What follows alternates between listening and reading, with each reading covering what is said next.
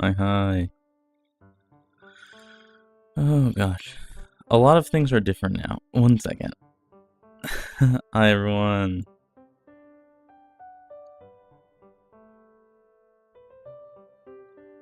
Hi Denny. Hi Krovan. Hi Tomo. I realize I am off to the side now. Why am I here? Let me do that. Is that better? I'm still a little off center. Oh, that's the hat. Let's move me here. Okay, there we go. Hi. It do be the Christmas Nori. How's it going, everyone? So for those who have not seen, I am. There's a lot going. There's a lot happening this week. This weekend, a lot happened, and we are chilling. There's a lot of changes and stuff in my life right now, so we're working with it. So, but I hope you all are well. I hope you all had a good weekend. I had a good weekend. Me, there.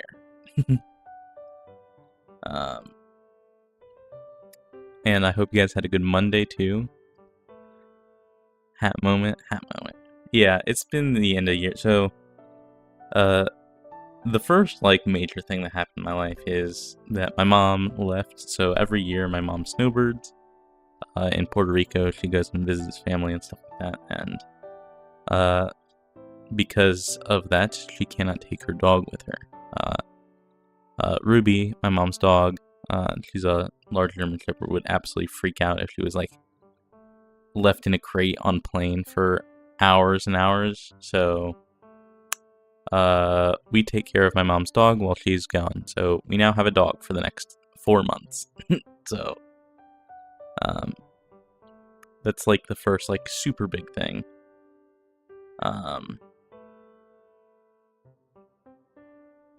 But also yesterday, so today my monitors were supposed to arrive today, but in fact they arrived last night.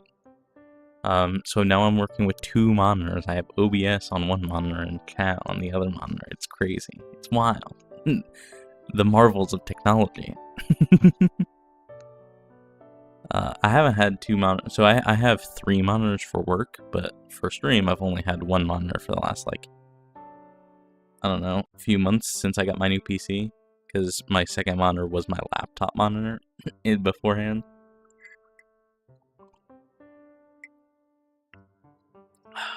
So, my entire desk is rearranged, and yeah, I also took the opportunity to put down the Amaya mat, so you guys will see it here in a second. It's massive. Half of it is under my monitors, basically.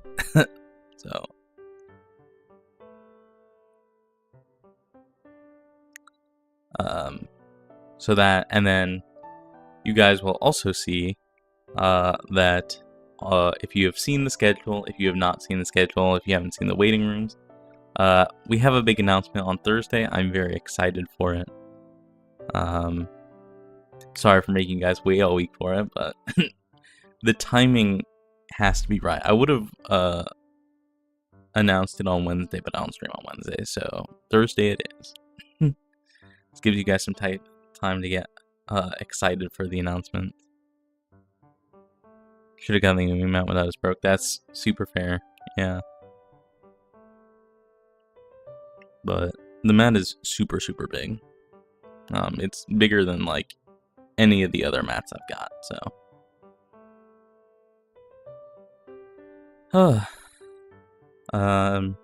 Schedule for the week. So today we had a last second change. I was not expecting to get the Tokyo Treat December box in the mail today.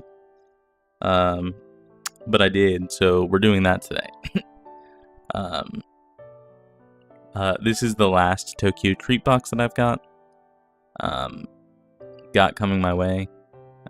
So gotta enjoy it while it lasts.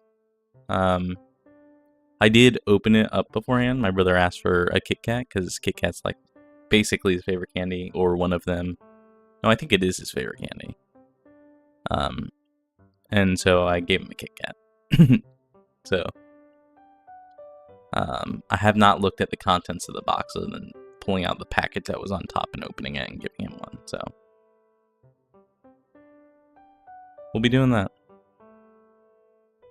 That's today. After we finish the Tokyo Treat box, we will do a dungeon design. It's been a while since we've done a creative stream, and I have some loose ideas for a dragon lair that my players are in, basically.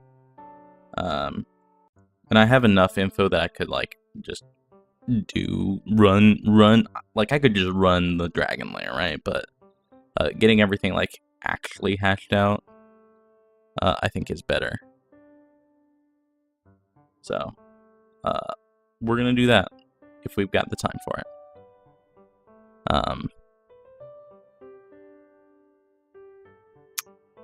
Is there anything else? Tuesday we've got more Undertale. According to you guys, there will be like 2 more streams, I think, of Undertale. So we'll see. Depending, I don't know. I'm not entirely sure. My thoughts on Undertale are probably, I don't know if it's what people would expect. I think the game needed more devs. The game is like very close to being good. All the characters are good and the story is good. But I'm like, I want something else from it, if that makes sense. Like I want something more from it that I think would have just taken a lot longer for one person. If it had more than one person, I think it would have been like super doable to just like flesh out some of the stuff that's like been reduced to Easter eggs, if that makes sense. So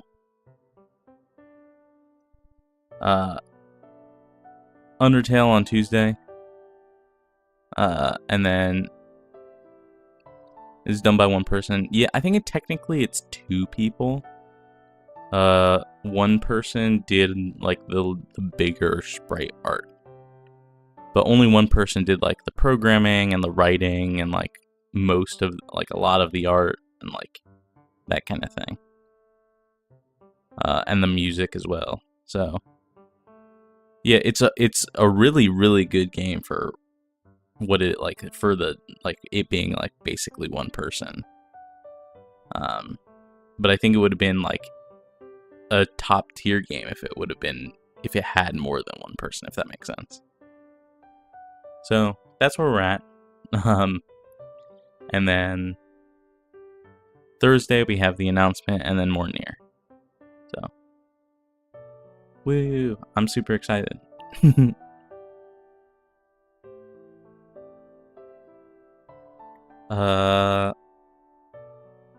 I think that covers pretty much everything for the week. I think. Yeah. Pretty sure. I'm so hyped. I can't wait to show off what I've been cooking. I don't have a ton of time for projects, so me like getting to do stuff is exciting for me. So we're gonna switch over to the hand cam.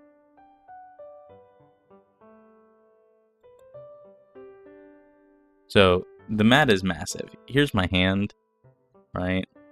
You guys can see, like, there's my mouse, but there's Amaya. So it's a very large mat. My standee came in today. I'm very excited. He's so cool.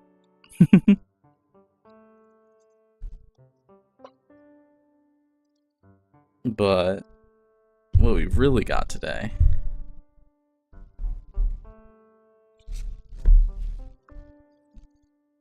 Tokyo Treat. I know it's backwards. It's because the camera needs to be, like, flipped. It, like, rotated this way. Which it cannot do the way the camera is.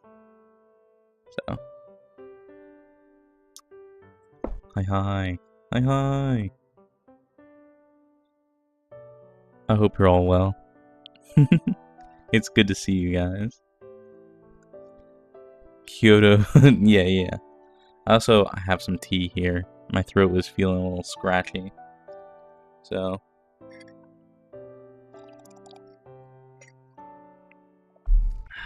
Yes. Heart. Oh, that is hard to see. So my mic is like right here.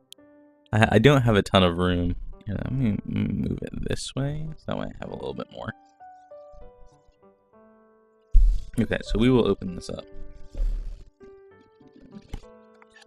Oh god. It's a lot shorter. My monitors are a lot shorter than the massive TV that I had, so let me do this. You can see in here, they got the Merry Christmas from Tokyo. I don't know if you guys can see that. Like that. It's very pretty. I'm sorry, my camera quality is not that great.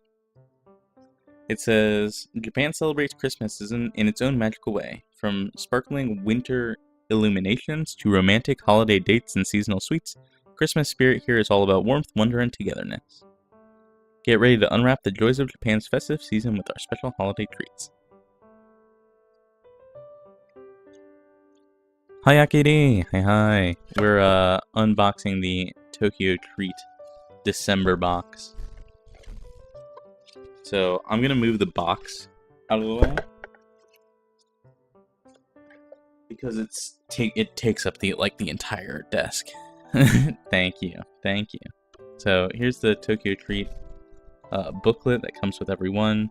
The theme is Christmas, obviously. So here's the lineup. Move this.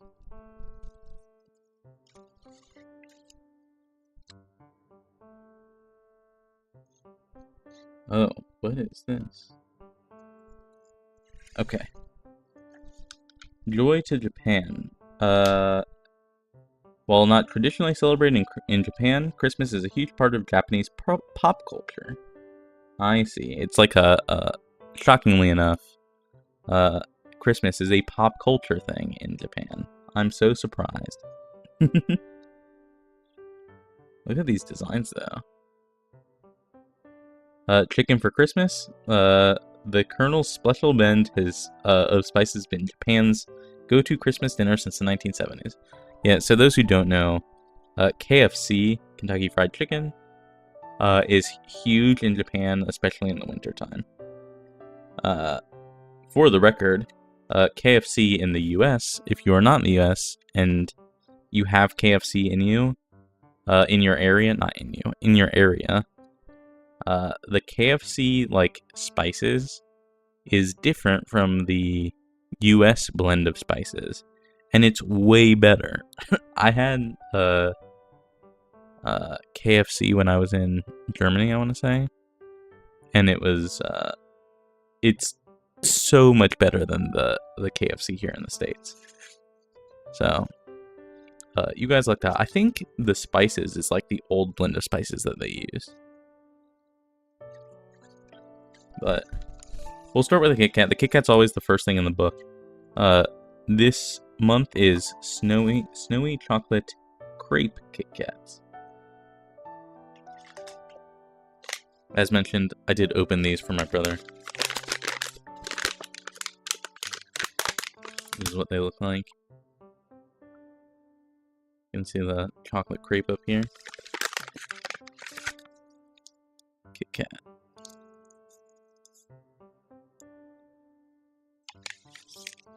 We're gonna try this out.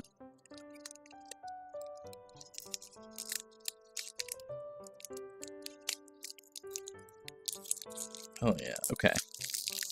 So it's actually white. It's like cream colored. So the outer bit is white chocolate. There's definitely got chocolate on the inside. It tastes more like a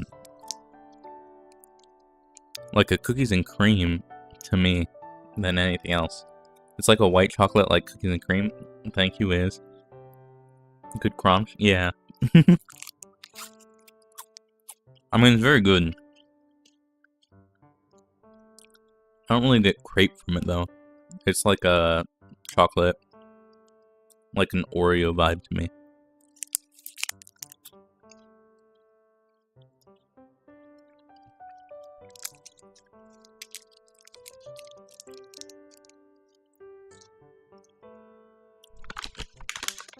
Okay.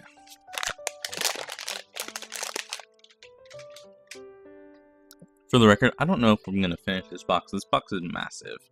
So.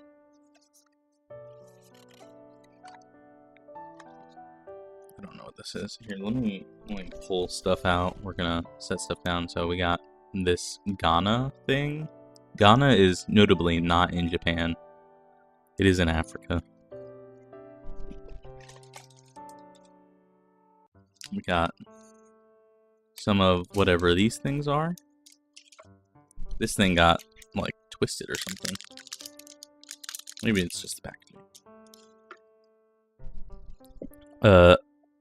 Hi, Mononex. Hi. I'm doing well. I hope you're doing well as well. I hope you had a good weekend. For those who didn't see, she is here.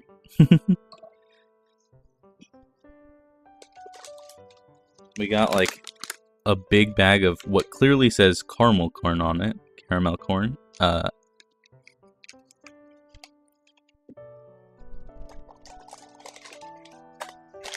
my god. Well, I'm definitely not eating all of this. This is a massive bag of some kind of chip. She's under the protection of Hiroshi now. True.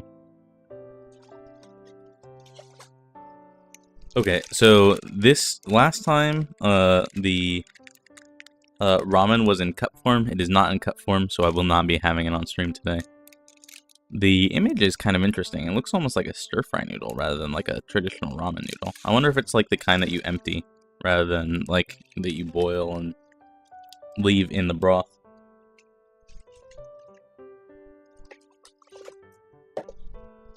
Then we got some more goodies over here. And another massive bag of whatever this is. It says no mayo, no life on it. Is it a mochi donut? It might be.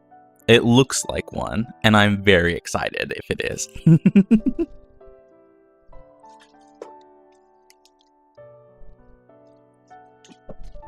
Okay, I think I've emptied everything. These are the last two things. These are the smallest things. Alright. This says merry and bright. Huis ten Bosch. Inspired by the Netherlands, this fantastic theme park sparkles with over 13 million lights. Dang. And then if you look at this Tokyo Midtown, that is massive. It's a huge display. Nanabo no Sato winter illumination. So it looks like, based on this, there's a lot of like light shows in the Christmas time. Because holy shit, these are massive. You get a lot of stuff for these. You do. So for the record, not to be a shill, I'm not sponsored by Tokyo Treat. However, if you can afford the boxes, they're hella worth it. They come with tons of snacks in them. And I think it's like three boxes for like $100. It's like $30 a box. But they come with a ton of things in them. Things you would not be able to get otherwise, at least here in the States. So it's super interesting. If you just like count the number of snacks, it like you get like 20, like it's like $1 per snack basically. Not $1, maybe like $2 per snack. So it's definitely like worth it. Not sponsored yet. Maybe. I would love to. That would be super cool. I would love to continue doing these. So, obviously there's a lot of date options here, as suggested for the Japan dates. So it says Christmas Eve is the most romantic holiday of the year in Japan. Since Christmas Day isn't a national holiday, most people celebrate on Christmas Eve. Interesting. Yeah, like ice skating rinks and stuff like that. Alright, the first thing in here is actually the Mary Mentaiko Mayo Chips. Fan favorite Japanese mayo meets savory mentaiko, spiced pollock roe for a crunchy treat that's hard to resist. And then, yeah, it is donut gummies. It's not a mochi donut, but they are mochi donut gummies, it looks like. Down here. So we'll start with the mayo chips. I probably won't eat all of these, but I will definitely be trying.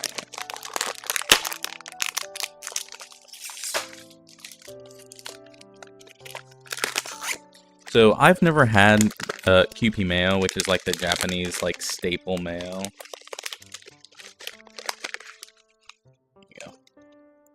I mean, it's a chip. It do be a chip. So I'm curious to see how this tastes. They said it was mentioned like with pollock roe, which is fish, like a fish eggs. So I don't know if it's gonna be mayo-y or fishy.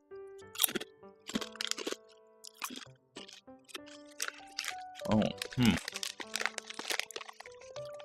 I'm gonna be honest, it doesn't taste like a whole lot. It's very subtle. It's very, very crunchy though. They're hella crunchy.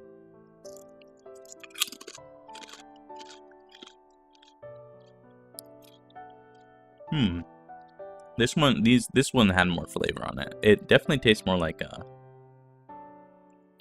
spiced, like fishy flavor, like that spiced pollock roe, more than anything else. I don't taste much mayo in the way of mayo, or at least what an American expects of mayo.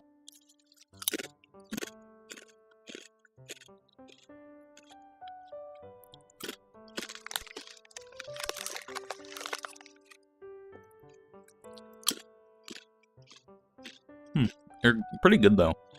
Once you like really hit that flavor, it definitely sticks with you. It's very tasty. Oh, I was supposed to give these a rating. These are alright. I think they could have more flavor. I'd give them a B. The Kit Kats are like S tier. I mean, it's like cookies and cream, like Kit Kats. Cookies and cream is my favorite flavor, but it's Kit Kats. You can't really go wrong with Kit Kats.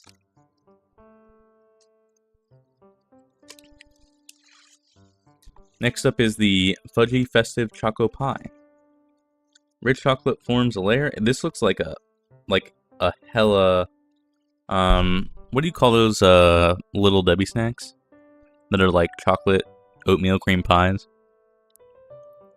What are those called? Does anyone know? Does anyone know what I'm talking about? Fudge rounds, maybe? This looks like a super decadent version of that. Let me go find it. It's this.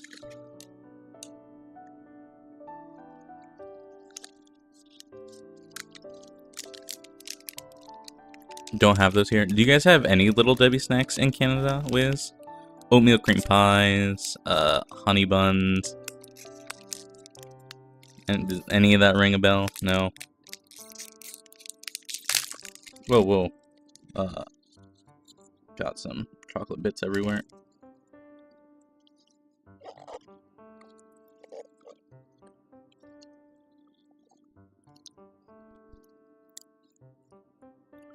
It feels like the Little Debbie snacks should be illegal with how unhealthy are. I mean, you're right, but they're very tasty. It looks like this. It's a bit squished.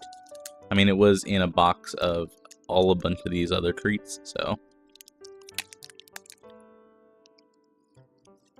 Well, it's very, very chocolatey. It's literally like chocolate cakes with chocolate cream in the middle. It's very chocolatey. Holy cow, this is just pure sugar. Don't get me wrong, I love sugar, but this is a lot. It's very good.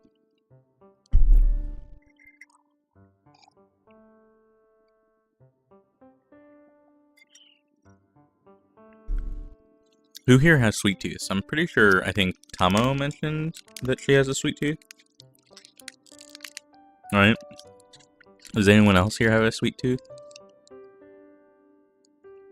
Because I have a sweet tooth.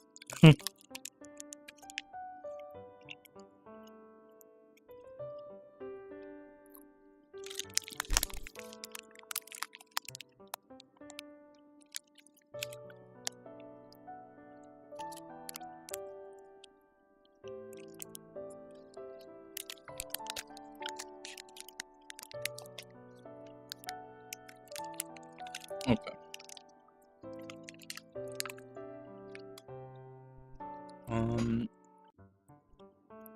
Just like I see Little Debbie's brand, but like the Swiss roll and Nutty Buddy. I'm usually a savory person. That's super fair. Savory foods are very, very good. But once I have something that's sweet, I'm just like, gotta eat all of it.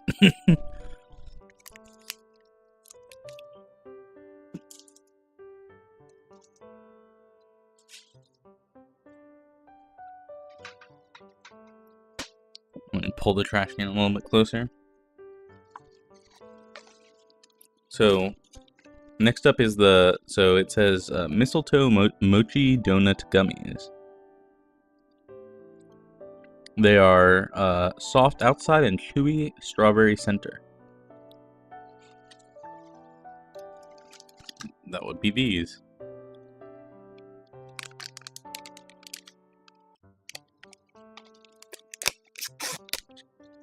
These actually, very conveniently, a lot of Japanese snacks, if they can, a lot of them come in this like resealable package. This packaging like does not exist in the US.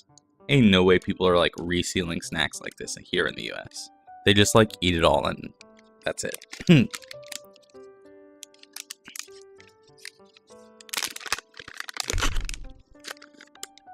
is what they look like.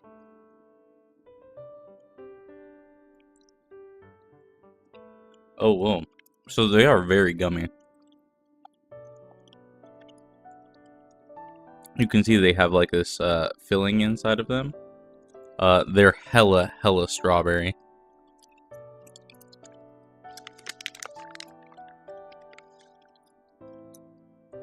Wow, these are S tier for sure as well. Wow, we've been on a roll. I would give the Choco Pie A tier, I think. Like, it's just too, I think it's too rich. Too sweet. But, wow. These are very, very good. They're really, really strawberry, which I like. And look at that. Resealed. Crazy. Why don't we have this technology?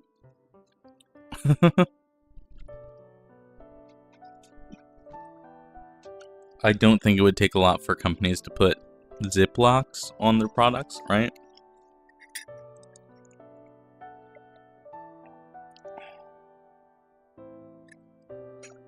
But, nah, too expensive, fam. That's what companies would say. Alright. Next up, we got Winter Wonder Waffle Chips. This is the massive bag here in the middle here. Slay your Christmas cravings with these crispy sour cream and onion waffle chips. Oh, say no more. Say no more. Sour cream and onion chips go so hard.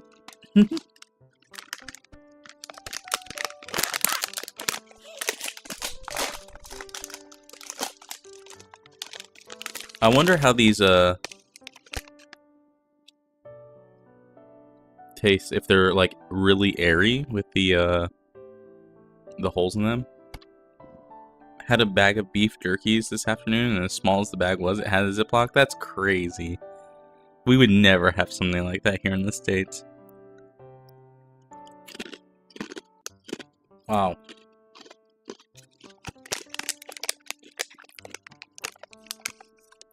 Dang. Hella sour cream and onion. Take, like, Lay's sour cream and onion chips, if you're familiar, and, like, kick up the flavor, like, 5 times. They're super flavorful. Holy shit. They're also really crunchy.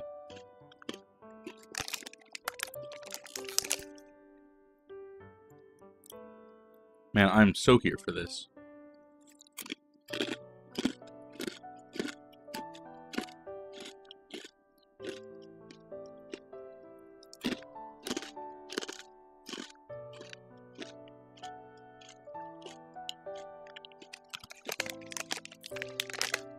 What is y'all's favorite flavor of chip, if I might ask?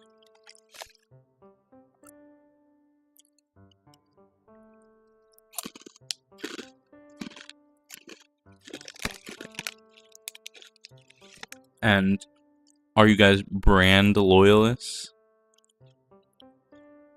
That's a hard question. It is a hard question. That's why I'm asking it. I pose to you the difficult questions. I could smash this whole bag right now. No cap. I won't because we got stuff to do, but I definitely could.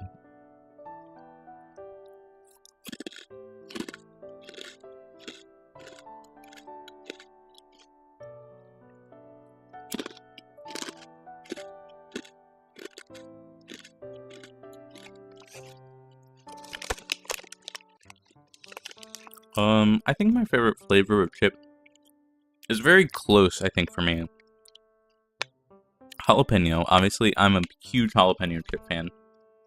If you were at the last Tokyo Treat box, box opening, they had like these spicy numbing things, and it was spectacular. So, spicy is up my alley. And so jalapeno, but I also really like the black pepper chips. Black pepper is like my favorite spice, so it's very tough to choose between the black pepper and jalapeno.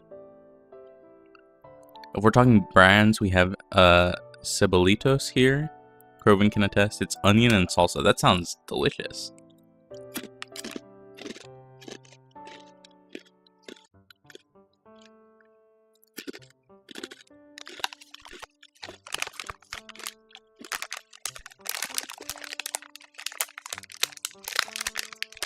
Alright. Put those away before I destroy them. Yes, it's good. Okay. Well, if I ever find myself getting a Brazil treat box, I will hope for those. Next up, we have warming tom yum pretzel sticks. These pretzel sticks taste like tom yum soup. Interesting. Okay. That's actually very interesting. Soup flavored pretzels. So, these are, like, they're not the same brand, but this like, pretzel stick is very common in Japan. You guys are probably very familiar with Pockies. There are pretzel versions of Pockies that are just, like, flavored pretzels.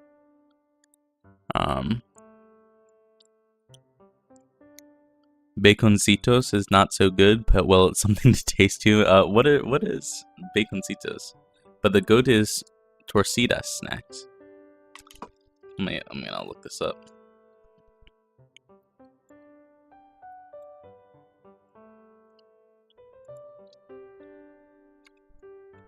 Torcidas.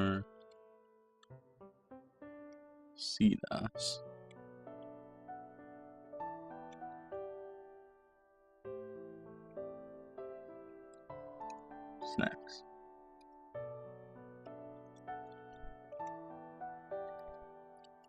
Torcida goes hard. Let me look at these.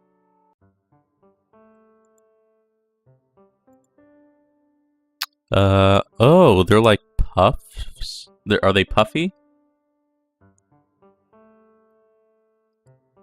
Well, what flavor do you go with? I'm saying there's a pimenta. There's a, which is like a spicy pepper, it looks like. There's a calabresa, which is like a sausage. There's a queso, which is cheese. Or queijo, which is cheese.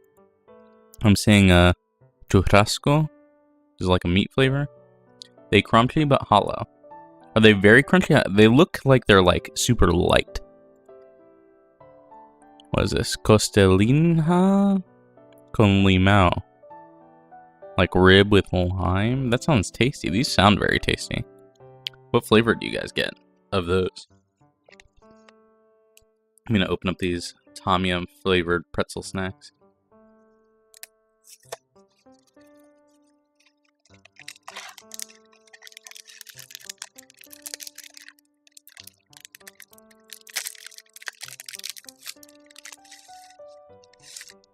These are the Tom Yum sticks. I'm wondering how they capture the flavor of soup with these. So, we'll see. Oh, whoa. What the fuck? These taste actually straight up like Tom Yum soup. We don't know what Tom Yum soup is. It's like a... How do I even put it? It's like a... like a lemongrassy soup. I think it's like Thai. I'm no way. No, I kid you not. These taste exactly like Tom Yum soup. You know that like slightly spicy, like almost like Thai basil-y flavor? You know what I'm talking about? That Tom Yum soup has. It tastes like that. That's what it tastes like. It's very strange. Hella tasty. Also S tier. This box is a fucking winner, dude.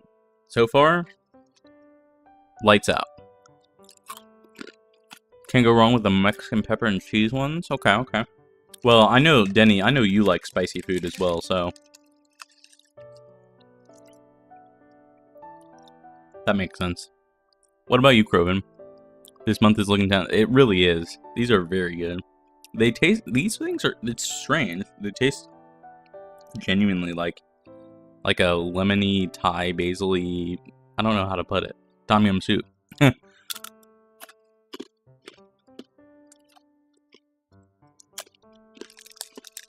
I'm gonna save some of these for my brother. He's gonna want to try these. It's crazy.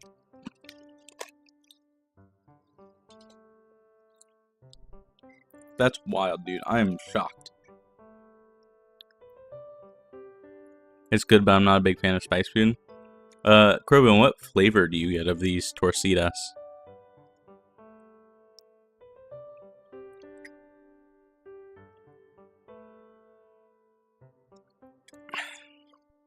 That's nice of you.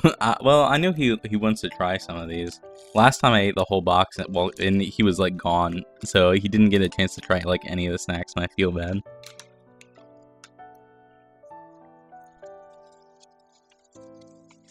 Next up are these. It says Ghana Holiday Truffles, which I am very curious about.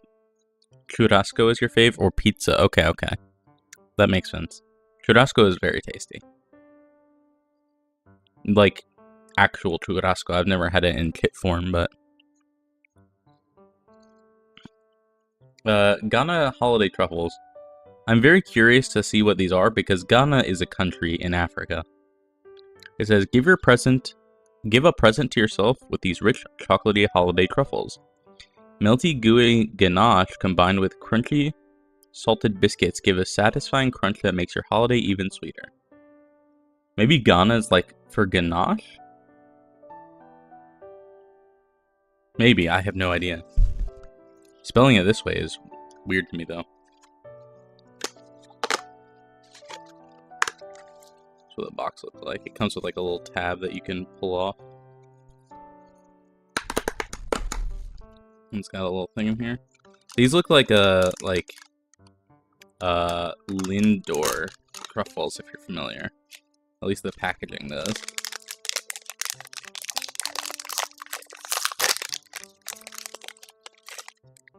They're like little chocolate balls.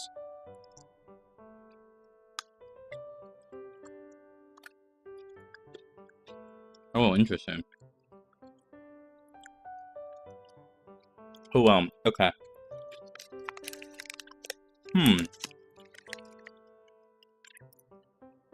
So, the outside is very, very, very chocolatey. It's like a...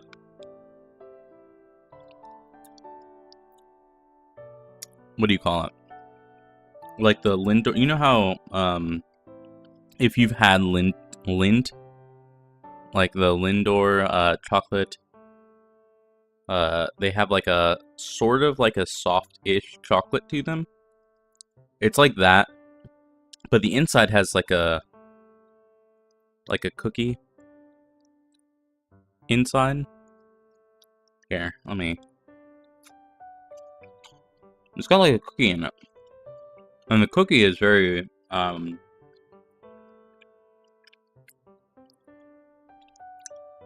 don't even know how to describe it. It's like a...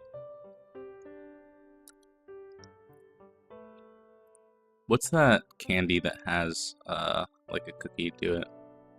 You can give me one and I can confirm it? Yeah. Also, hi X-Dude! Hi. I hope you're doing well. I hope you had a good weekend. These are very good. They're very chocolatey, though. I'm trying to think of that candy that also has, like, a cookie base to it. I sure am. I sure did. Hell yeah. Glad to hear it. I don't know if I've had something like this. Yeah. It's super, super tasty. It was very, very chocolatey with, like, the slight amount of, like, crunch to it.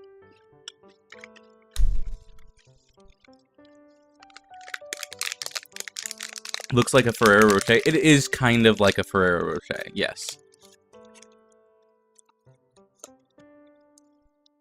Look at this. This box comes with, like, a tab that you can, like, reseal it. It's crazy. Resealing snacks in the year of our Lord 2024.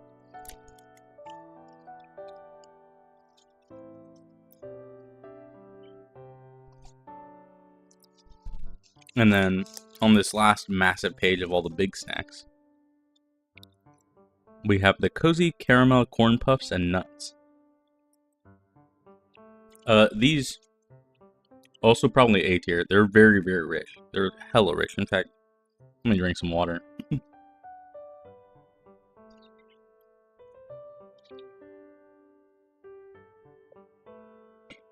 Yo, if the mayo chips at the beginning are going to be the worst thing in this box, I'm going to be hella impressed by this box. Because those were alright as well.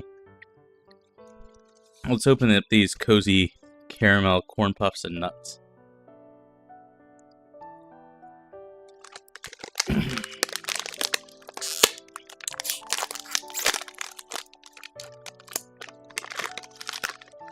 This gives, like, very big Cracker Jack vibes. Mayo chips being the only whiff is crazy. I know, right? So, these look like corn puffs. They're, like, as you would expect, corn puffs. They are, in fact, corn puffs. I'm so shocked. I'm so shocked. They're sweet, though. They're like sweet corn. I'm not seeing any nuts in here, though. Maybe they're at the bottom.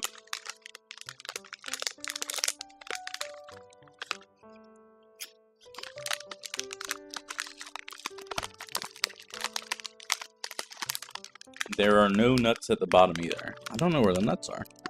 Maybe it doesn't actually have nuts. Where are the nuts? I want nuts in my mouth right now. I can say that on YouTube, right? There are no nuts in this packaging. For the record, I've been lied to.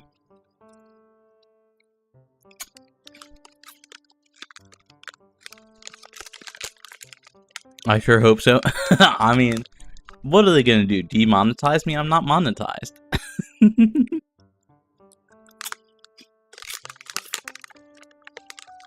No nuts, only puffs. True.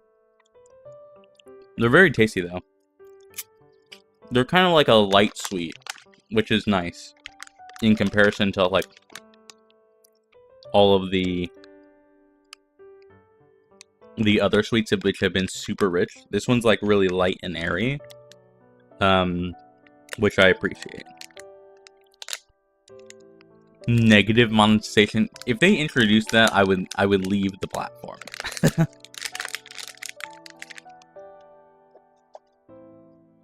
Okay, let me store some of those for later.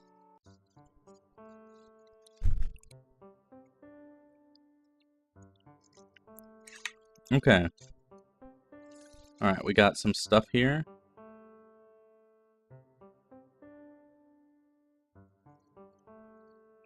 Winter Wonderland.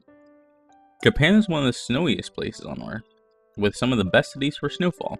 If you're dreaming of a white Christmas, these places are for you. Sapporo, which is obviously the north, on the northmost island of Hokkaido.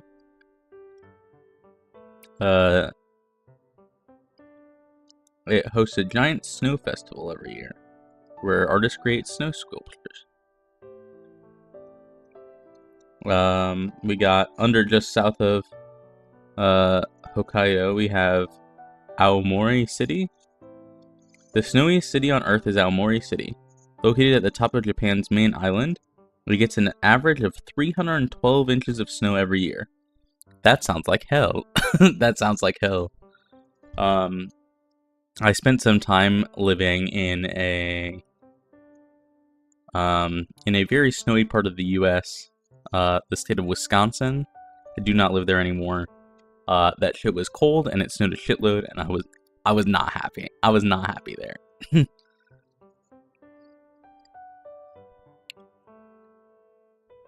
So, count me out for the 312 inches of snow. Ginzen Onsen. So, an onsen is like a hot spring. At Ginzen Onsen in Obanazawa, Yamagata. I cannot speak Japanese. Sorry for my Nihongo Jozu. You can feel like you're in a Ghibli film, with steamy hot springs surrounded by snow. Interesting. That's over here. And then Toyama City. Cancelled. What am I cancelled for, Hanmas? What am I cancelled for? My poor pronunciation? Toyama City. In Toyama City, snow piles up next to the highway, creating a giant wall. Driving through it feels like you're racing on a Mario Kart. I don't know if you guys can see that. There are people standing next to a bus, standing next to these giant walls of snow. That's crazy. What the heck? Alright. Next up, we got this, which mine looks like banana flavor. The one they have listed here is apple flavor. It says Festive Foamy Fizz. Just add some cold water up to the line, then stir it up with a straw to create bubbly, flavorful sips. Mix for even more. Mix the powder in a cup to watch the fizz grow to new heights. Are you supposed to look at this? They have like a straw in the pouch. It's literally just like a flexible pouch. You're telling me to put water in this? Ain't no shot. Here, let me make sure my tea is all gone. Okay, I have some water. I can add it to my cup here.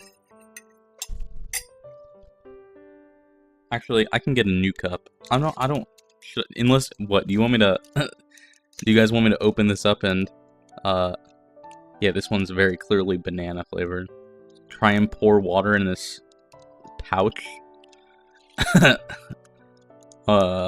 This does not seem like a very good idea, especially on my brand new mat, you know? You know what, I'll be right back. I'll be like 20 seconds. I'm gonna go grab a cup.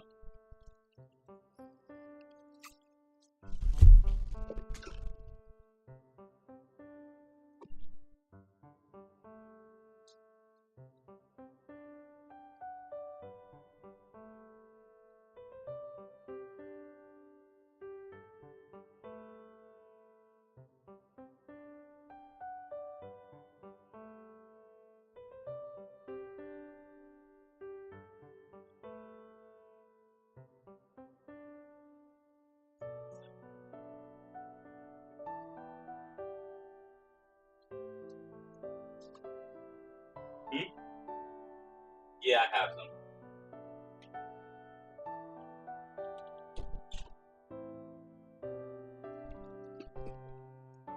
Okay. Cup acquired.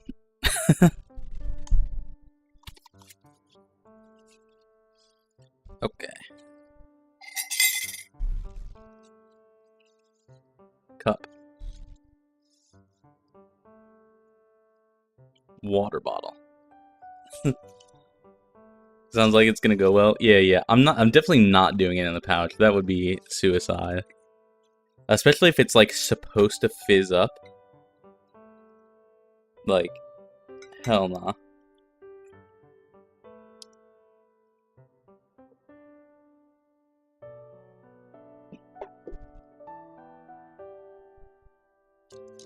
Okay. How much water does this need? Not a lot. No, I missed it. Why are we canceling Nori? Because of my poor pronunciation of Japanese city names. We're doing this, Akiri. I don't know if you saw this, but they gave us like a pouch of like some sort of powder. This one is banana flavored. The one in the book is apple flavored. And they're like, just pour the water in the pouch. And I'm like, no. So I got a cup.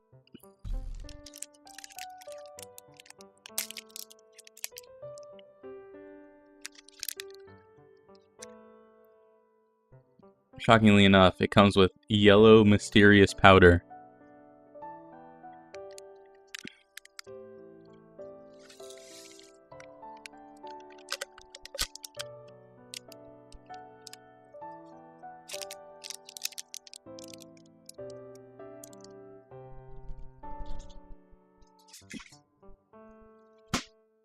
Alright.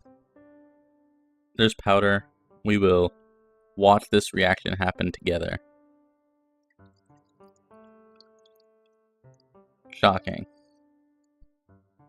It has done absolutely nothing. It has formed a lump in the bottom.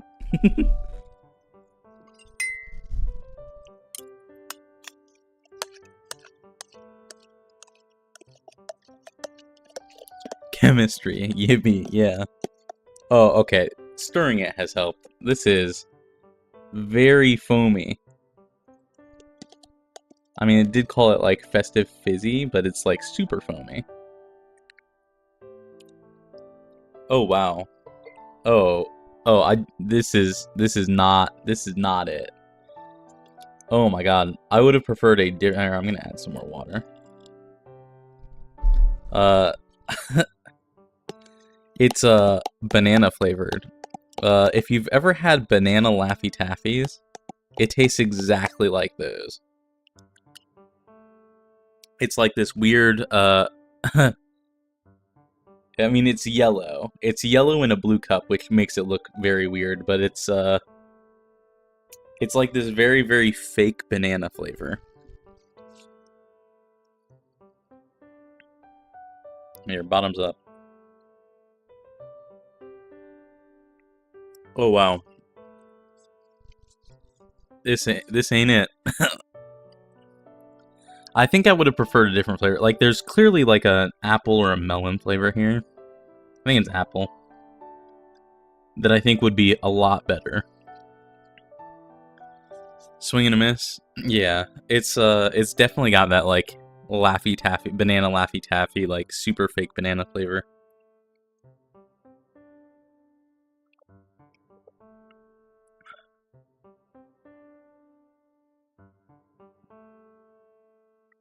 It's also like not carbonated at all, which is strange. Given how much foam it is, there's like no carbonation to it.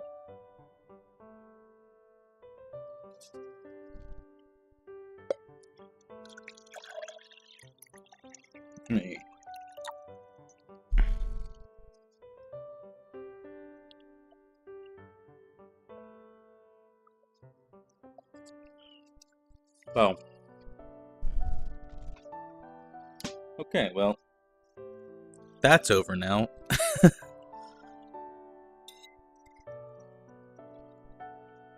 Banana flavor is hard to get with the artificial ingredients. It really is. I think I just rolled unlucky with the banana flavor in the box, because clearly there are different flavors.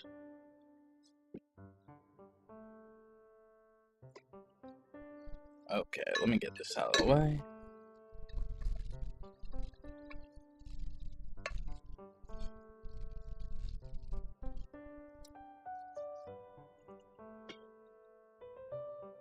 Alright. Next up is the sesame crackers.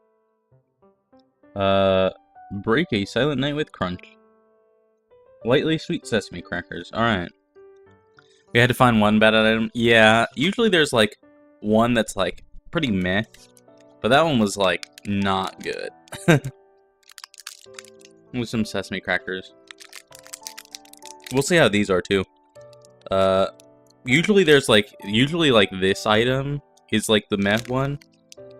Usually they're all good, not necessarily bad. And usually there's one item in there that's like just a cracker, which it looks like these are, which would just be better paired with something.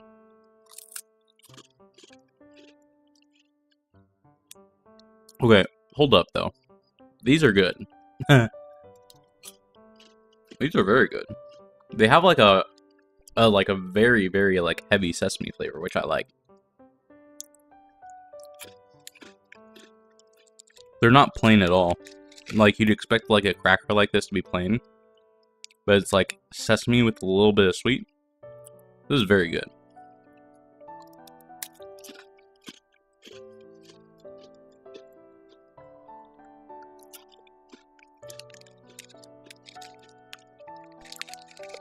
I'm giving these at least an A tier. These are I could eat like a whole like sheaf of these. Ream? Whatever you call it, like a package. I could eat a bajillion of these. They're really thin too.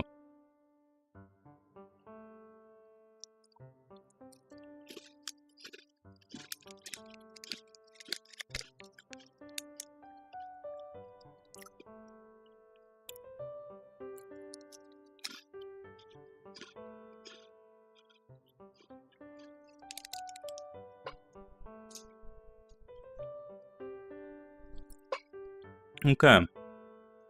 That was very nice. After the foamy fizz, sesame crackers, very, very thankful for.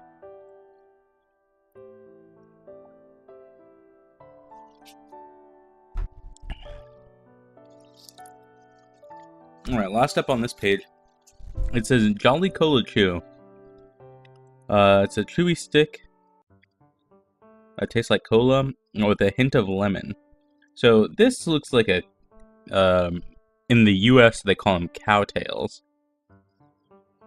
If you've had those, it looks like that.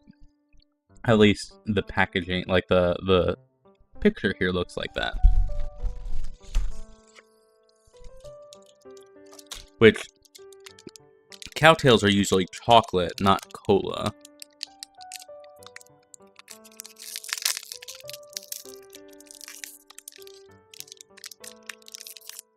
Wow, it smells like cola. Holy shit. If you've ever had cola-flavored candy anything, it smells heavily of that. Looks kind of strange. It's got like this like white on the outside. So it looks like it's like cowtails or caramel. They definitely have a caramel flavor. I don't know if the caramel flavor is the original or if the chocolate's the original. But they definitely have both. The one I had first was the chocolate. Maybe that's why I associate it with it. But it looks like that. It smells super cola-y.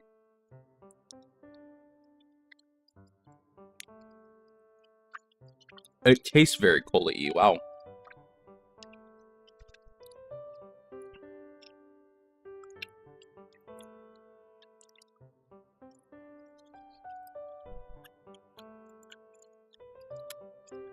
Wow, it's super chewy. It is basically like a cowtail. It's like a cola-flavored cowtail.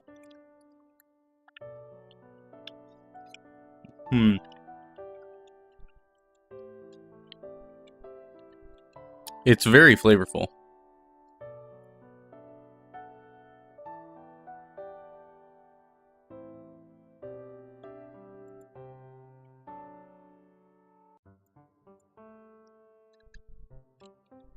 Let me look it up, though. I'm curious now. Cowtails.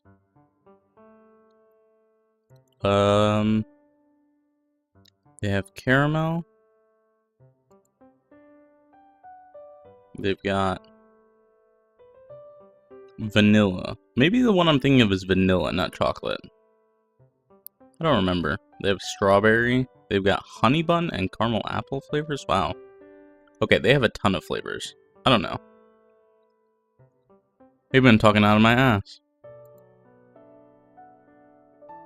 It looks like the base one is, in fact, caramel.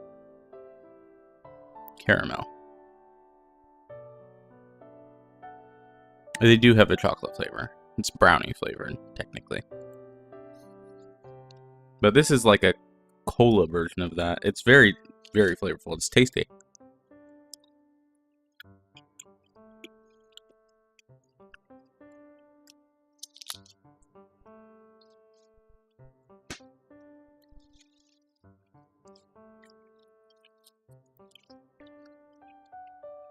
Okay.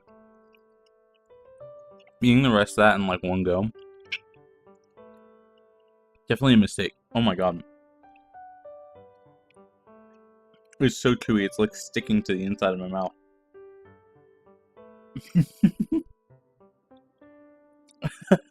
Oh my lord. Oh, I need some water.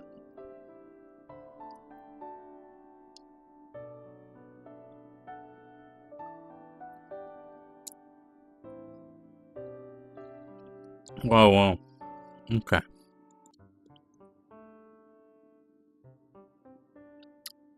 Oh, I just saw Tokyo Treat respond to my announcement. They got someone out here paying attention to tiny streamers like me, apparently. I have been noticed. It's kind of strange. I got noticed by Tokyo Treat a couple times now, and also the Ender Lilies devs. The Ender Lilies devs was hella cool.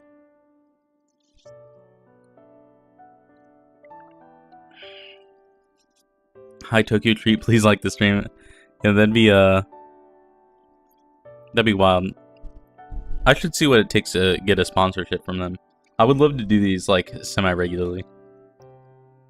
They're a lot of fun, it's just very expensive.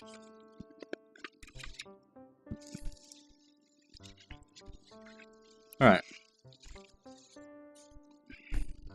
Holly Jolly holiday party. So it's going over like what they have for holidays. So they have a Domino's pizza that's like super holiday inspired. It comes with Angus beef bolognese, smoked salmon with cream cheese, or cheesy wild red shrimp. None of those flavors we have in the US. Domino's pizza, crazy. So obviously the KFC, huge in Japan. Chanmeri? A blend of the words champagne. Oh, it's shan, like champagne, and Mary. This alcohol-free sparkling drink is the perfect way to say kanpai at your party. So it's like a alcohol-free champagne. I would just have champagne.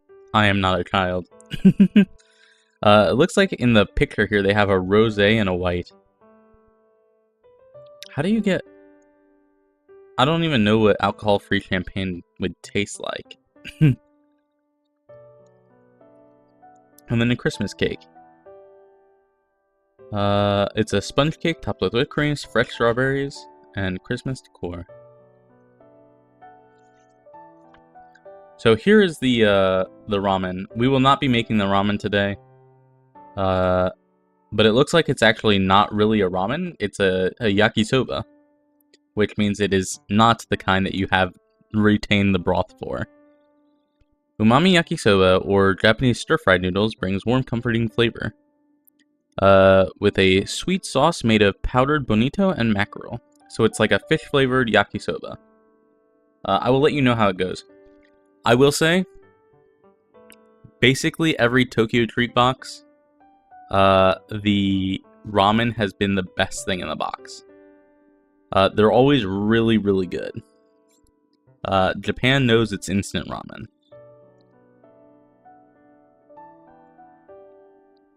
And yeah, it looks like you do not retain the water. You give it a little bit of water, and then you boil off the water to cook the noodles.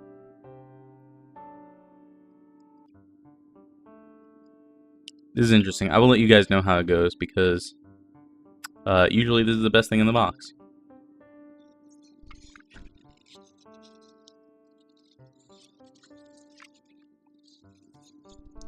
Then we got seaweed and sauce crunch box, Christmas crunch. These light and crispy puffs bring a merry mix of vinegary zest and a hint of nori. Look at that. Seaweed. I'm in here. I don't know if you guys can read that. It's backwards too, but it says nori.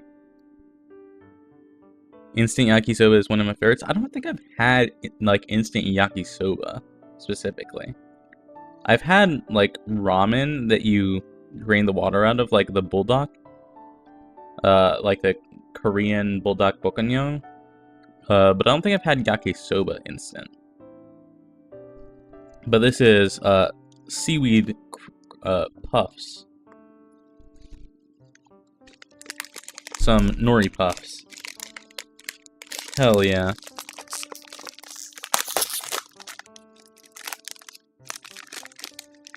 Oh wow, these smell very good. That's what they look like. They're... Oh, interesting. They're very salty. I was expecting them to be fishier, but they're not really fishy at all.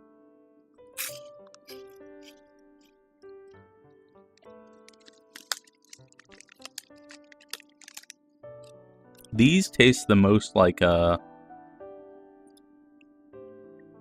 don't even know how to put it.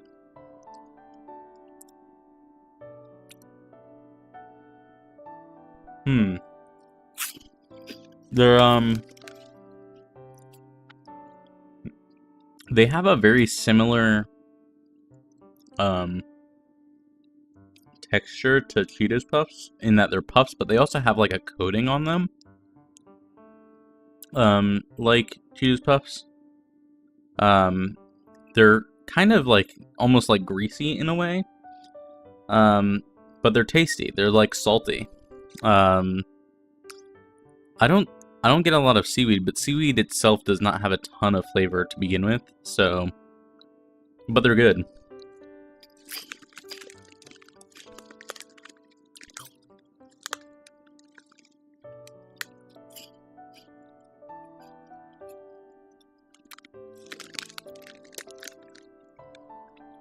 I think these are, like, the most American, adjacent item of the box, because they have that kind of like almost like a heaviness for being a puff, given that they're like kind of greasy.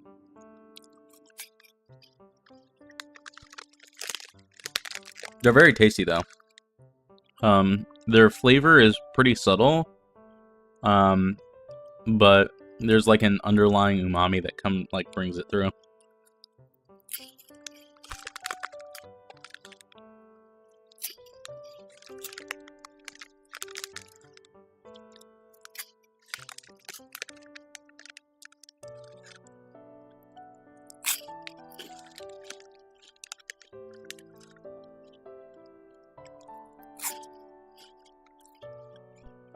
What is happening? Why do I have like a billion Discord notifications?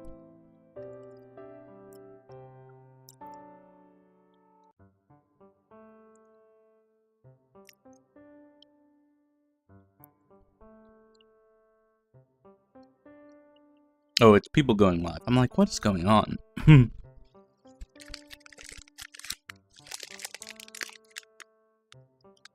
Alright.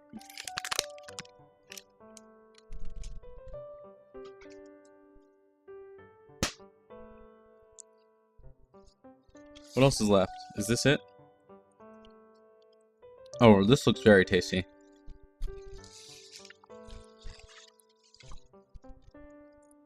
It says sleigh-built salted cheese cookie sandwich. Creamy salty cheese is sandwiched between delicious buttery crunchy cookies for a mouth-watering holiday treat. Look at that. That looks delicious. It says salty, oh my god. Salty butter and camembert cheese.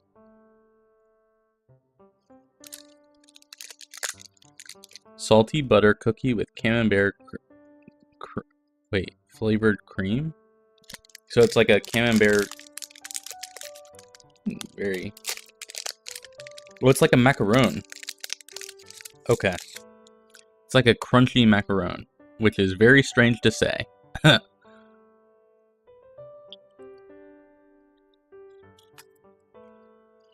Oh wow. S tier. 100%.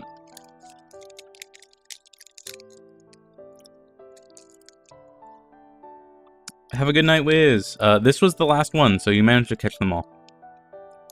Thanks for stopping by. I appreciate you. I hope you have a great rest of your night. Good night. Good night, good night.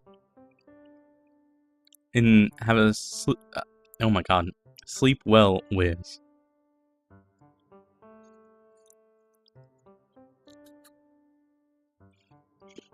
This is very tasty though. It's very cheesy and very buttery. Like it's like what it says on the box. Wow. It is very, very flavorful.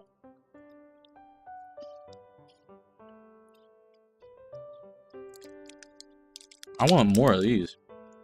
That is dangerous. Maybe it's good that they didn't give me more of these. Wow. That is spectacular.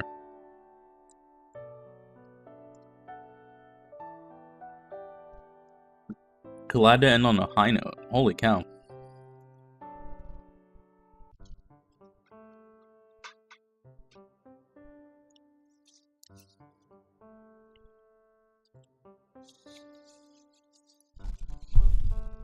Alright.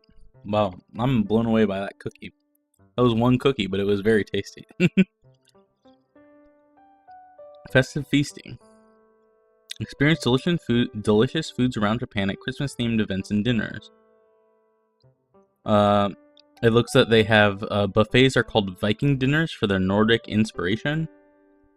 The Viking dinner at the Imperial Hotel, Japan's first hotel, gets even more merry at Christmas. And you can dine with Santa. That's cute. Nintendo Noel.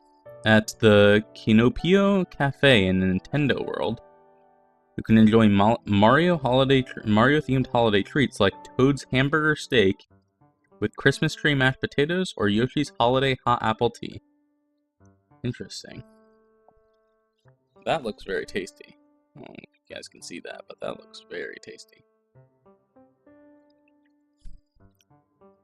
And they have a Christmas dinner at Disney Sea in Japan. It looks like a lot of the holiday events around Christmas are like European themed, which is very interesting. And then we have like the community posts and stuff. A lot of people posing with their Halloween baskets. And the contest is like One Piece themed. Interesting. Alright. That is it for the Tokyo Treat Box. So let me run through this. So obviously I didn't have the ramen. But honestly, I don't like the Kit Kats, which are usually like a super good one. There are better things in this box.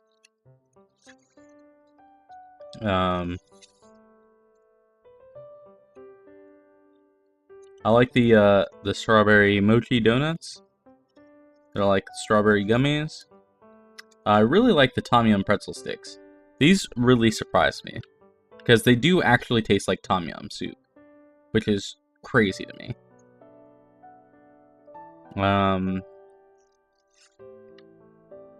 The sesame crackers were very good. Those were a surprise, a very pleasant surprise. And then the cookie was also very good. This salted cheese butter cookie. Alright. This box was top tier, I would say.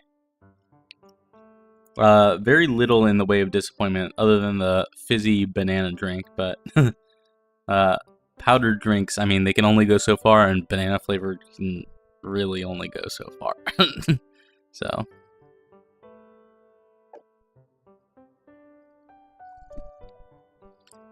the Oshi.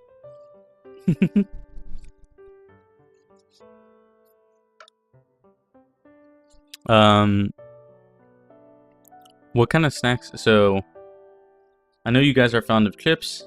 Good box, nice. Hell yeah, it was very good. So other than the what was it? The Tositas, I think they were called. What kind of snacks do you guys go for?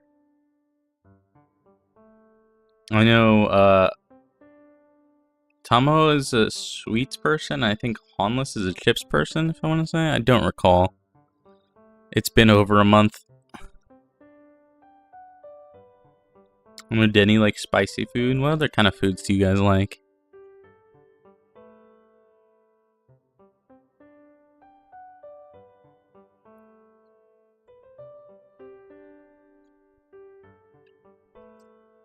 I'm gonna go ahead and transition here. Let me grab my keyboard. Stick with candy and chocolates? Hell yeah.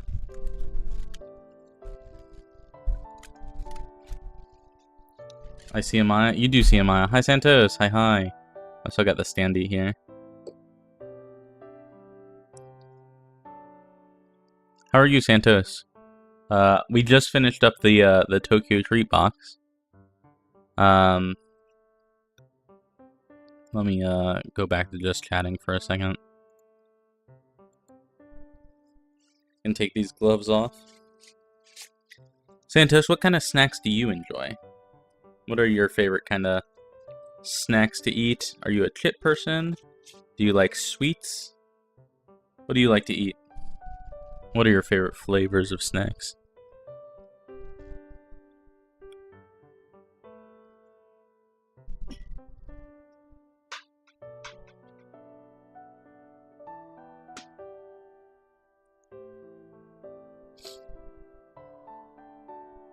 Spicy chips. Hell yeah. Santos is after my heart. Spicy chips are so good. They're so good. I love them. Alright.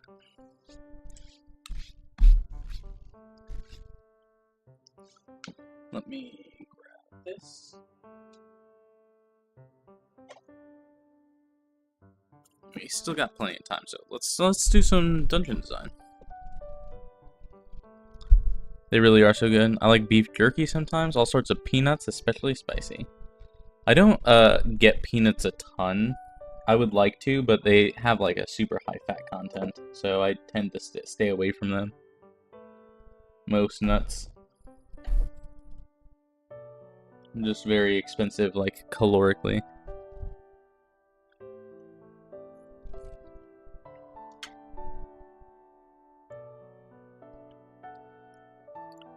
Okay. Hopefully I've set everything up for this properly. They can punish your liver? What? What are you talking about? I've never heard of peanuts punishing people's livers? Like alcohol? What?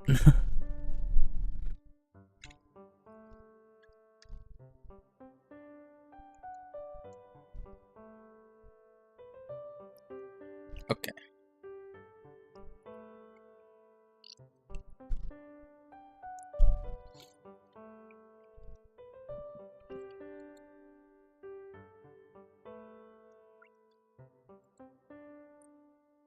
I heard alcohol, yeah. Then he said peanuts are heavy on the liver.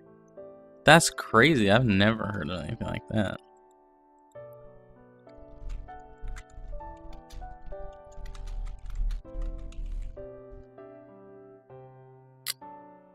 Oh, it's because they have a toxin. Aflatoxin? A toxin produced by certain molds that can contaminate peanuts. Interesting. Interesting. That's super crazy. I've never heard of that. They're also fatty, so they can lead to fatty liver as well. Peanuts apparently bad for the liver. Alcohol also bad for the liver, but for probably a different reason, I would imagine. I don't know. Alright. So we are going to be transitioning to D&D design. Sorry, I was gone. It's okay. It's okay. It's totally fine. I appreciate you stopping by at all. Alcohol definitely worse. I mean, yeah. Are we drinking? We're not. I could grab like a cider or something, but I was not planning on drinking. Denny mentioned that peanuts are bad for your liver. Alcohol is also bad for your liver. Santos is drinking. Santos, what are you drinking today? What's your drink? It's Monday, I can't. That's fair. Yeah, it is. It do be Monday. I do have work in the morning.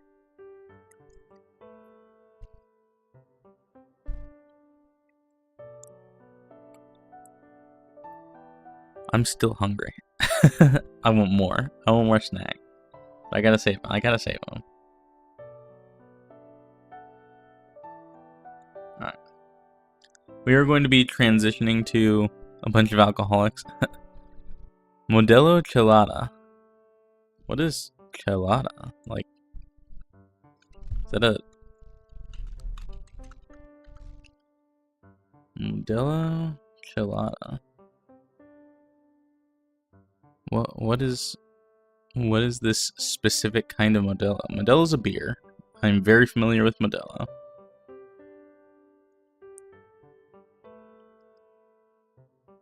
Oh, it's like a... Huh.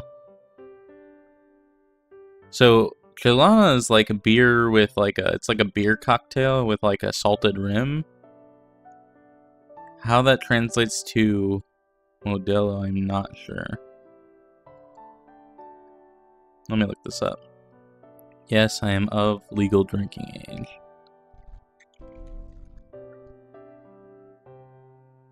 Oh, they're like beer cocktails in can form.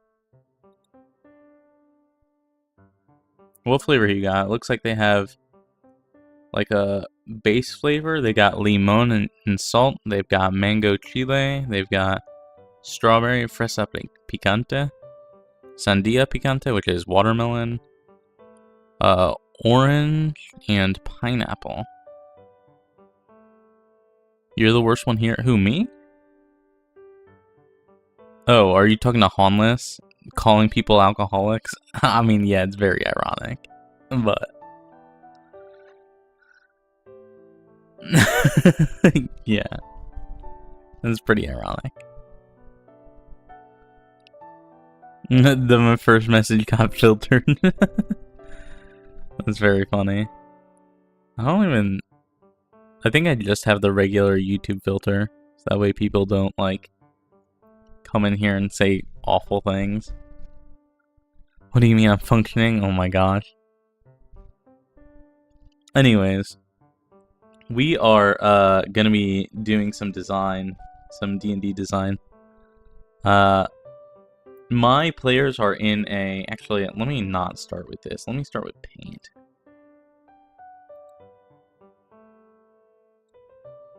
Why is paint not up? There we go. My players are in a volcano right now.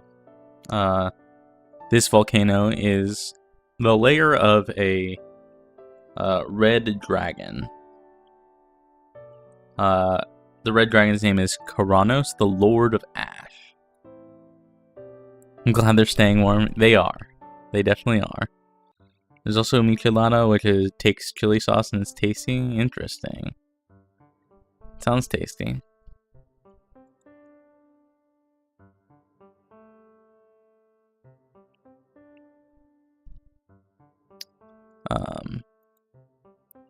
But they had it so... I don't even... Let me start from the beginning. For those who have not been to my creative streams in the past, I am, in fact, a slime DM VTuber. I do, in fact, DM every Saturday, and I have for several years, running the same campaign for several years. My players are... at this point, they started at level 3, and they are now at level 12. And if you're in the party, you cannot participate in this because this is spoilers, obviously. I don't think there's anyone here that is of the party, so they know to stay away. Hence the ribbon at the bottom of the OBS screen. Alright. Now, the players have been... how should I say it? They are... What if I'm baking pizza right now? I'm sorry, pizza is banned. Pizza is the name of the party. They are, in fact, the pizza party. Should I not bring it to your desk? Never played D&D before? I would recommend it. I did, if you want a sample, I did a stream on my birthday, which I ran D&D for chat. But I would like to run D&D again at some point. Maybe I can find someone to collab with or something. I'm not sure. I don't have plans. I don't know how to ask people to collab, so... Be like, hey, you want to play D&D on stream? It's that simple, but... Anyways. What was I saying? I was talking about something. Oh, the party.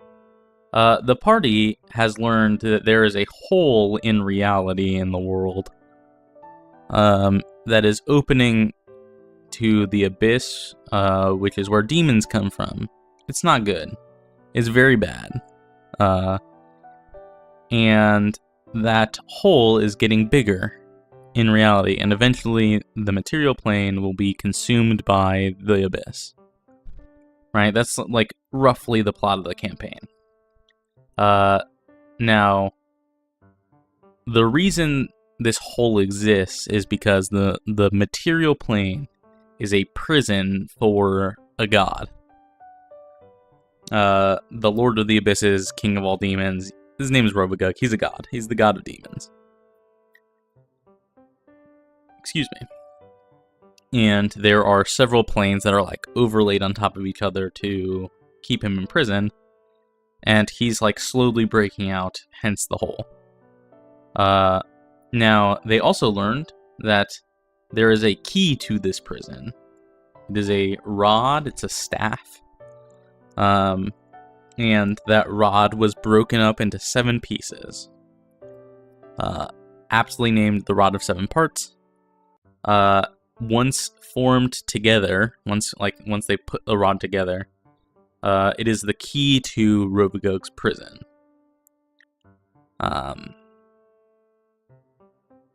And so they're going around the world collecting the pieces of the rod so that they can reseal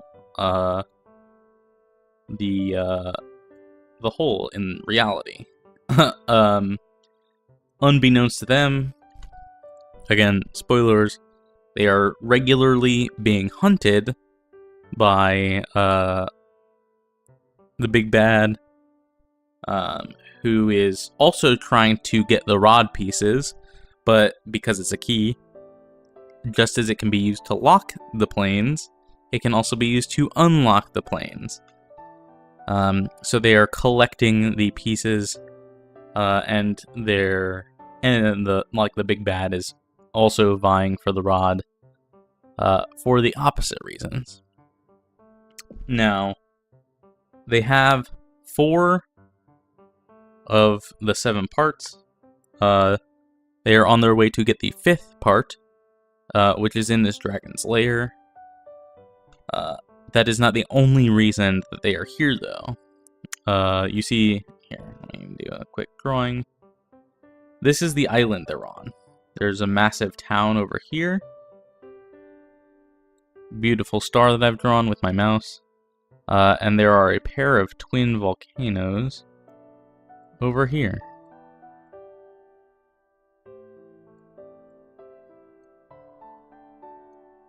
Now,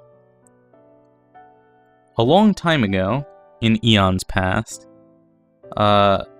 there were 2 dragons that lived on this island. Karanos, the Lord of Ash, a red dragon who is evil, and Sissineth, the Tidebringer, who is a bronze dragon, who is good. A long time ago, they duked it out, and effectively had a stalemate, where Karanos, the evil one, won, defeating Sissineth and imprisoning Sissineth in his lair. But Sissineth would manage to injure Karanos in a major way, and he sealed himself to heal himself in a magic time bubble. So while they were in this city over here, they were asked, hey, before Karanos reawakens, we don't know when that's going to be, go to his lair and free the bronze dragon. So that way, when he awakens, she'll be there to combat him, basically. And so they were like, hey, we're already going to these volcanoes for the rod. Let's go get the, let's go free the dragon while we're there. Now, earlier in the campaign, at the very beginning of the campaign, in fact, in the second session of the campaign, this was now, 3 years ago almost? The party found an orb in basically the end of the first dungeon. And this orb talked to them and was like, free me, let's find some dragons and kill them, more or less. And they were like, no, we're just gonna put you away and never interact with you ever again. Right? That was their plan. They were like, hey, we're just gonna keep this. Who I'm conversing with thy orb? Yeah. They were like, this orb is very clearly evil. We're just gonna put it in our backpack and carry it around, right? And when they got to a dungeon later in the campaign, where they were going to fight and kill the big bad, who was one of the players' parents, not one of the players, one of the characters' parents. The mom, who was evil, but not the one who tortured the player, the dad tortured the player character. And the mom just put a demon inside of her, right? She was a very clearly evil ritualist, but she wasn't abusive. they were like, hey, we need to unseal the demon inside of the player character. And she was like, whatever, what do you have to offer me? And they were like, I don't know, what do we have to offer you? And so they like started pulling stuff out of their pack, and she was like, oh, you have that orb. It was fine until abusive. Yeah, so the player character's backstory was that she was an orphan, and she was taken in by like this like super high powerful bishop and his wife, and their kids, and they like the mother like sealed the demon inside of her. And the dad was like hella abusive and like tried to train her to be an assassin using the demon's power, basically. And so they went there to go like basically like get the name of the demon so that they could like release the demon, but also kill the dad because he was an awful person. They succeeded in both of those things, but to get the name of the demon, they made a deal with the wife that was give her the orb, right? So they were like, we don't know what this orb does. We know it's evil. Obviously, we don't want to give it to this evil person, but it gets us our goal. So they did. Unbeknownst to the party, the mom just like bounced, right? She was like, I have this. I'm going to go be powerful and rule the world. And they were like, oh, what did we do? And so they later found out that the wife, in fact, is an incredibly powerful mage. And the orb was the phylactery of a Dracolich. And so the wife went and killed a dragon and gave its body to the Dracolich in exchange for its subservience. Which is crazy and bad. It's very bad. The Dracolich has become a recurring villain where he like fucks up the party and then leaves. And so they hate him. Because they basically treated him like a fucking object. And they just like put him in a backpack. And so he like regularly comes and like fucks them up and then just like does not care about them. To him, they're insects, right? So the party, this is all coming together here soon, because as the party, as they get to these twin volcanoes here, right as they like get to the base of the mountain, the Dracolich comes by and flies into the lair, and they're like, "Oh, what the fuck do we do?" Because the last time they saw the Dracolich, he had basically like destroyed their home city, which is like New York City, basically. It's like the biggest city in like the whole country. It's a whole thing. That's like they like basically set up shop there and were like mayor of the Bronx. They were like in charge of one of the boroughs of this city, right? And the Dracolich basically took over the city, like killed thousands of people, and was like posted up in their city. And so like, oh, what is he doing there? What is he doing here? He's like abandoned the city that he took over. And so they hit up their like super powerful wizard friend, was like, hey, the Dracolich is here. Should we be doing something about this? And she was like, yeah, if you can delay the Dracolich as long as you can, we're gonna secure the city. And they were like, oh, well, fuck us, I guess. And so they debated what to do, and eventually they decided to go into the dragon's lair to, like, see what was happening. But first, they scryed on the Dracolich. And they saw that he was tinkering with the magic circle that's protecting the red dragon Karanos. Because he's like basically in a state of like dormancy and slumber, right? To like recover. So they were like, oh, we need to go in there and stop him because he's going to kill the red dragon and absorb its power, right? That was their thought. So they get up to they spent some time debating what to do. And they spent some time, like, scrying and all this stuff. And eventually they decide to, like, head up the mountain and see what was what. So they get up to the mountain, and as they're going up the mountain, they get... This is the last session now. They hear, like, rumbling and, like, earthquakes start to tremor. And just as they get into the lair, like, barely through the cave of the mouth, they hear a loud roar, right?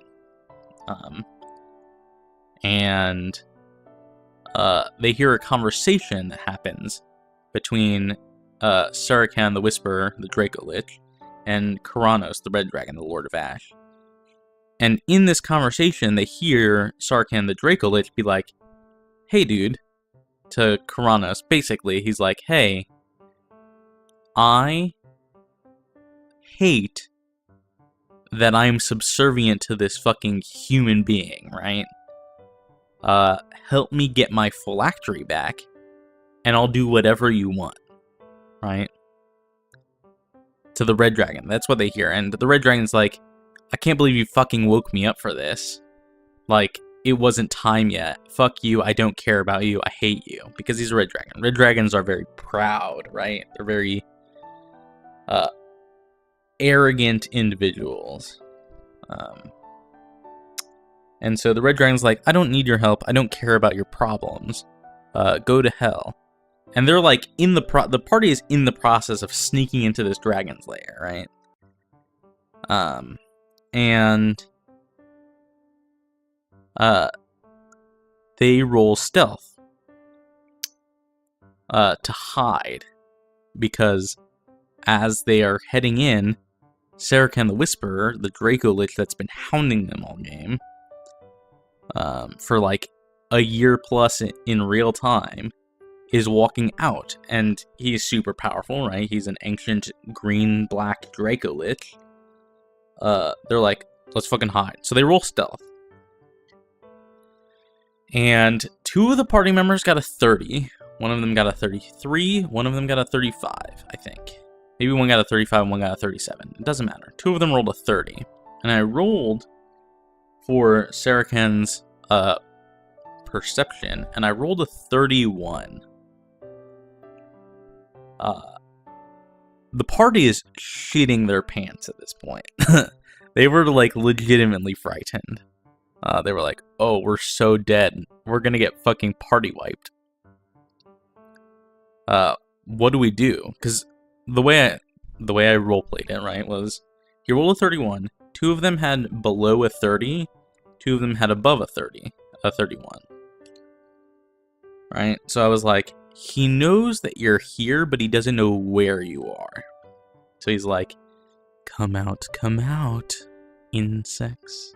You know, it's like that kind of vibe. So the party's shitting their pants, and they're like, "What do we do? What do we do? Like, how do we get out of this? Because if he notices us and finds us, we're gonna get TBK'd." And at the end of the day, one of the party members was like, "Fuck it, we ball. I get in the bag of holding." Because they were like, "Let's just get in the bag of holding, and we'll just fucking try and book it, right?" So we rolled initiative. And during the initiative, Sarikhan, the Whisperer's initiative, he rolled last. So they were, for the record, they were going to get away with it. But as he's talking, the wizard goes first, and she casts Wall of Force to protect the party. You know, nothing can get in or out. It deflects all magic. It can't be dispelled. It can only be broken by a disintegrate spell. And so the party, she throws that up, and the party's like getting in the bag of holding, so that way when the wizard's turn comes around, she can cast Dimension Door and they can teleport out of there. Now, throughout the initiative, after every initiative, I'm like having a conversation. I'm role-playing Sarikhan, being like, "Oh, there you are." You know, he's like going through a monologue here. He's like, "Listen, I don't really care about you. You're insects. You're beneath me. But I have a problem, one that you can solve. Get me my phylactery, and I won't kill you all," right?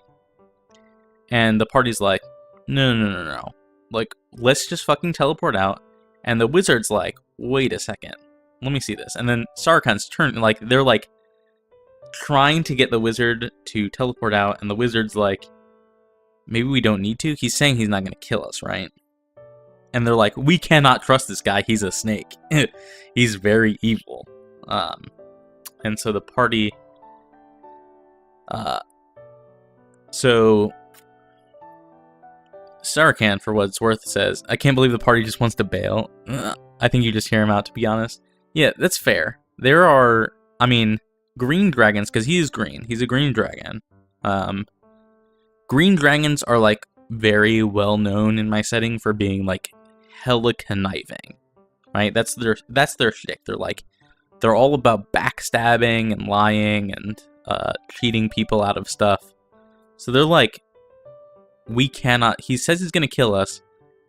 Let's not even entertain this, right? So then it gets to Sarkhan's turn in the initiative order. And he's like, here, as a show of good faith, and he casts Disintegrate on the Wall of Force, the only thing that's like a barrier between the party. And then he just starts walking away. He's like, get me my phylactery. And he just starts to walk away. And the party's like, did we just get away with this? What the fuck? And he leaves. And that's where we left things off. The party still needs to free the bronze dragon. The party still needs to get the rod piece, but now they have to contend with an actual dragon that's alive in its lair, right? Can they sneak around it? Can they do that kind of thing? So that's what we're doing today. We are designing this lair. Raid boss incoming? Yeah, it's gonna be a shit show, because they're level 12. The dragon is, albeit weakened, it is a weakened dragon, because it, like I said, he got his restorative process interrupted, but it is still an ancient red dragon, which is CR 24. So if they get into a straight up fight with this dragon, someone is probably gonna die. If not the whole party, right? So, but yeah, but he's ancient, that means he's got weak knees. True, aim for the knees. Oh, man.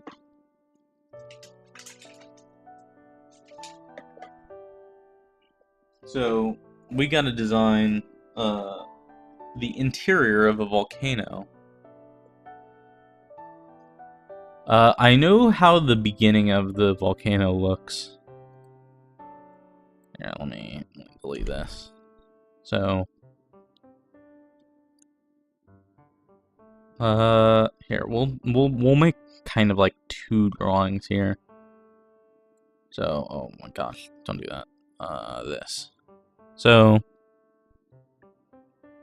we're going to be designing the interior of Red Dragon's Lair. We need several rooms here. We need here, let me write some text. We need... Oh, that is not nearly big enough. Here, let's make this like 36. 36. Alright. We need so the caldera of the volcano.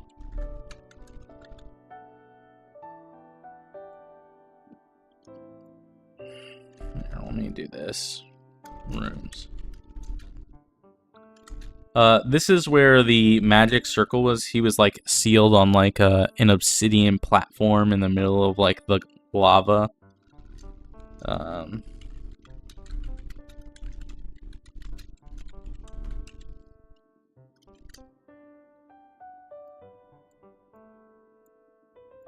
So we need that. Obviously we need a horde room. for the dragon's treasure. Red dragons are very famously the ones that hoard gold, like mountains of gold, right? Think Smaug from Lord of the Rings. So we need a hoard room. I don't know if I want Sissineth to be imprisoned in it. Now, Sissineth is the bronze dragon that Karanos did not kill, but rather, like, imprisoned, basically.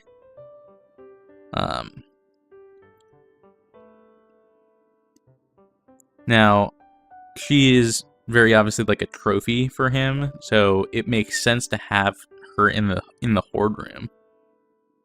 But maybe that's a bit too simple. Maybe it makes too few rooms in the dungeon. So I'm thinking maybe we keep them separate.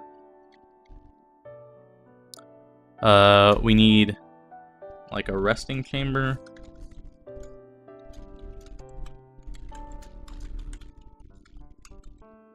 For where he would like sleep normally, as well as a nesting chamber. So in my setting, dragons are unique because there are only 10 dragons that exist. Well, I mean, I guess it's 10 technically. One for each color. Is the hoard standard golden jewels or some other concept of treasure? First off, hi Bubba, how are you? I hope you're doing well. I want you to keep the typo and have it be nesting chamber. Yeah. Nesting chamber also kind of appropriate. But Bubba, to answer your question,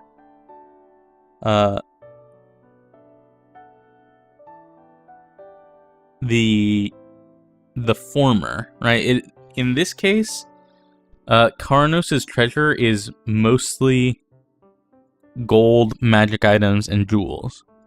He also has Sissineth, the bronze dragon that he's imprisoned, as a trophy. So, in this case, mostly gold and jewels and stuff. Also, is that my Oshi mark in your name? What the fuck? That's crazy. Holy shit. If that's my Oshi mark, that's...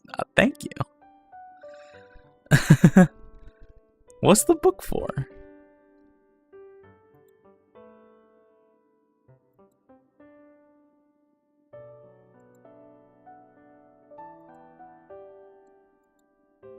Huh? That's very... you have it for another VTuber. Okay. I was like, what? That's wild. Who has the open book in their name? Because that is part of my Oshi marks. It's the light blue heart and then the book. It's a book, it's half of yours, it is half of mine. I was like, what the fuck?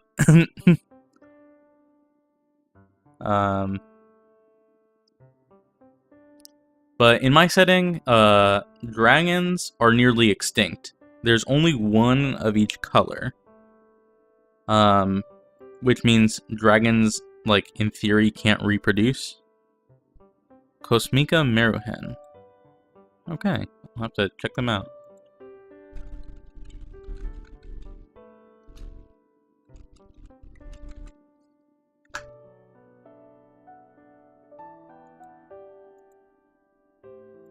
What is happening?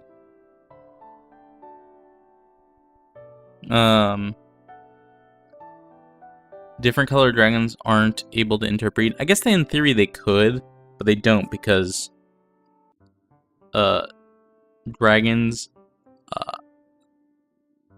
are in a very unique place in my setting, I guess is how I'd put them. They're very close to extinction. Most of the ones that are I get it, they're racist. So partially, right?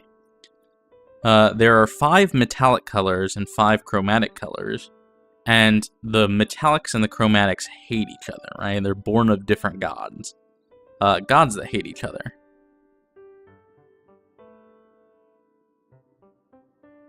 Was a library of books with each book being the soul of a defeated enemy. That's a sick-ass idea. I'm stealing that. Thank you. That's awesome. Who would have that? Who would have that? Honestly, Saraken would have that. Like a blue dragon? Oh, it could be a blue dragon. I do have a blue dragon in my setting. That the party encountered, and it was one of the players died. That was a rough session, dude. Because they were going to get one of the rod pieces in a blue dragon's lair, and the blue dragon is like chained up by the brass dragon in my setting. And the blue dragon was like, hey, I'll give you the rod piece if you free me. And the party stole the rod piece and did not free the blue dragon. And it did not go well. They made like a mad dash for the exit, and one player was like, I'm staying behind to hold the line. It was very cool, but like, God, it was very sad.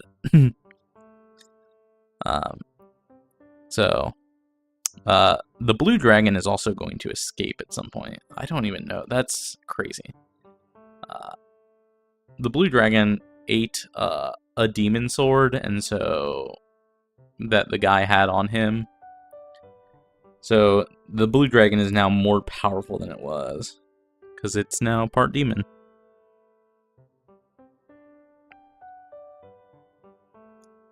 Halo Reach vibes. Never played Halo Reach. I don't know what aspect of what I said gives you Halo Reach vibes, and don't tell me, because I actually just bought the Master Chief Collection when it was on sale, so maybe I'll play Halo someday. Assuming that's part of the Master Chief Collection, I have no idea. What did I get? Here, let me open Steam. But anyways, dragons do not reproduce like with each other. When a dragon dies, it like becomes like an egg, like a new egg forms. It's technically a new dragon that has that happen. It's not the same dragon, so it's like a pseudo phoenix type thing.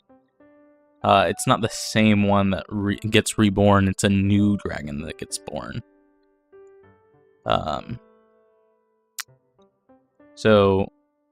All dragons in their lair have a chamber, like a place where like the new dragon would live. We can play Reach together at some point. Oh, that'd be sick. I don't know shit about Halo, so I've literally never played a Halo game. Like, I might have played like multiplayer at someone's house when I was a kid, but I definitely did not play Halo. Halo the Master Chief Collection. What's even in this? Store page. Well, that'll be good then. Honless, would you also want to play Halo? Is that what you're saying? What's in this? Halo Reach. Okay, so it has Halo Combat Evolved, Halo 2, Halo 3, Halo 4, and Halo ODST. I don't know what that is. Oh, it's Halo 3 ODST. Maybe that's like a DLC? Where's Halo 1? Is Halo Combat Evolved Halo 1? ODST is like a spin-off. Or is Halo Reach Halo 1? Halo CE is Halo 1. Okay. Maybe we'll do Halo. Halo will be on my next poll for games, probably. The stories are short, right? And it's just like the multiplayer that would be like long and recurring.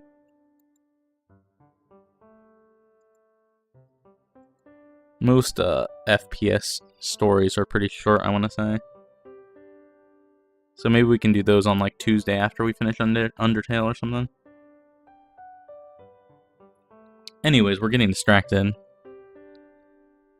Yeah, probably a stream or two. Okay. So what other than this do we want in Let's make a home for this dragon. What other rooms would a dragon... Oh my god, I just bumped my mic. Sorry about that. What other rooms do we want in a dragon lair? A kitchen. What would a red dragon that breathes fire need to cook? Wouldn't it just eat everything? Wouldn't it burn cities to the ground and read the people? A breed that has spike pitfalls below it.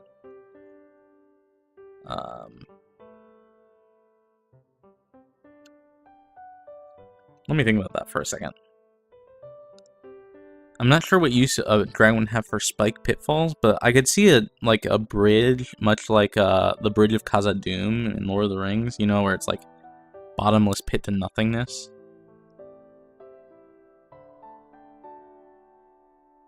I could see like a very thin, long bridge somewhere. Thing is, we're inside a volcano. I'm just trying to remember all the scenes from Dragon's Lair. What is Dragon's Lair?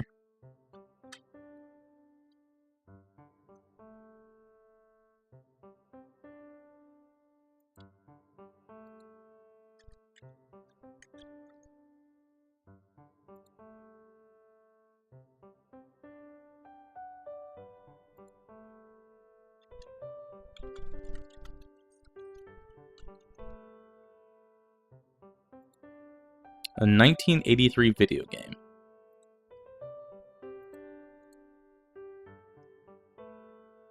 You don't know Dragon's Lair? I don't know Dragon's Lair.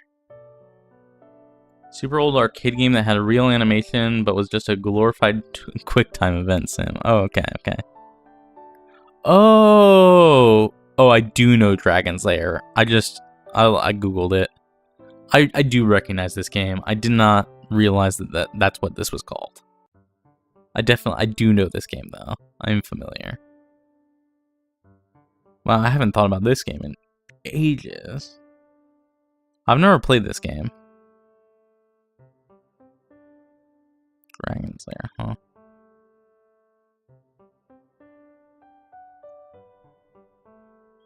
There was no variation to it, so once you know all the correct actions and you've beaten the game and it has no replay value, that's very funny. The animation was good. Hell yeah.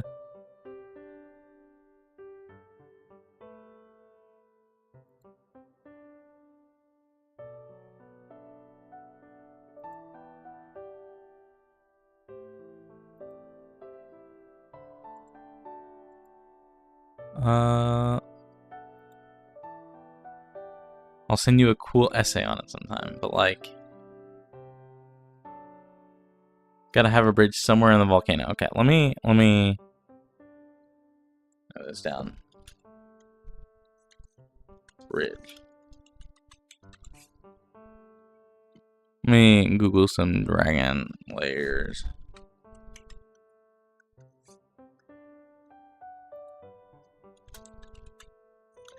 Let me just Google a Dragon's Lair map and see what comes up. For like rooms. This one has like a krypton. This is way too small. So the thing is, the dragon's very big. So each of the rooms, like the hallways are like 50 feet across, right? This place is massive.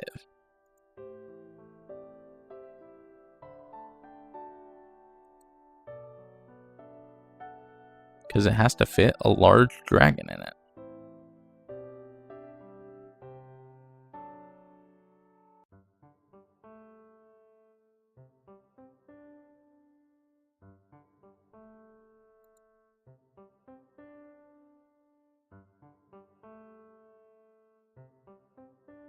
So there's nothing else that lives here. So we could put something in here, because he's been asleep for centuries. So something could have moved in, is the thing. But what monsters would fit in a volcano? That's the question. Let me take a look at the monster manual.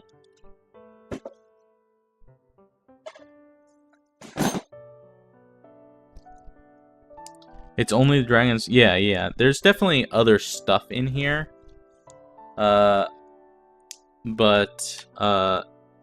it do be primarily a dragon lair. Especially now that he's awake, he's gonna be like eradicating things in the lair, right?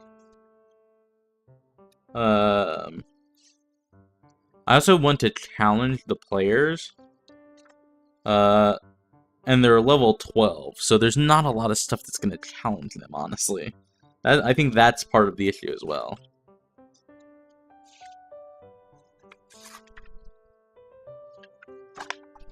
As far as like a straight up fight, at least. There could be other stuff that we throw in here that's like exists to challenge the players in non-combat ways, like a bridge with spikes and stuff like that.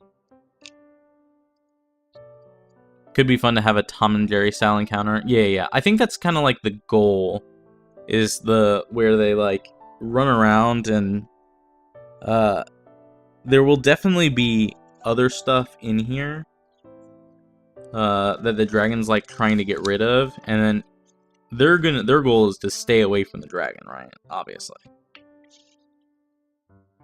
What else would be in a dragon's lair, though? What would hole up once it realizes that there's something else that's dormant here? Bullets probably live in here. Here, we're gonna have to switch gears. We'll make a new text box when we go back to rooms, but what else is in here? Oh, in fact, I have a thing for this. Let's not do this on Paint. Let's do this in Google Docs. I have a fucking thing for this. So, rooms, Caldera. I don't know why I was doing that in Paint. What did I write down? The Horde Room. Horde Room. Resting Chamber. Nesting Chamber. Bridge. Alright. What else lives here?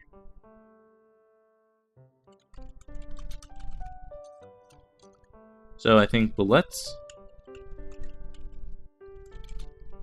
CR5.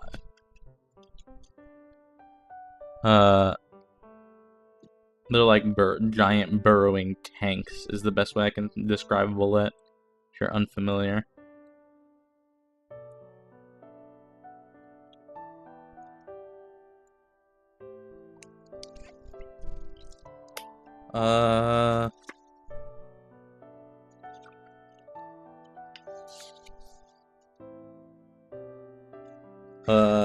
Cloakers, probably. Cloakers are a classic cave monster. Although they don't tend to live in a volcano. We can say they do. Cloakers are a fucking bitch. You don't know what a cloaker is? It's like a giant bat, basically, that wraps itself around people and suffocates them.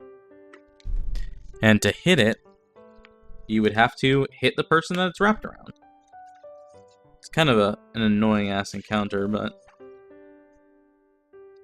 it's there. No demons. We do not want demons. We do not want devils in here. We will have use for demons and devils later.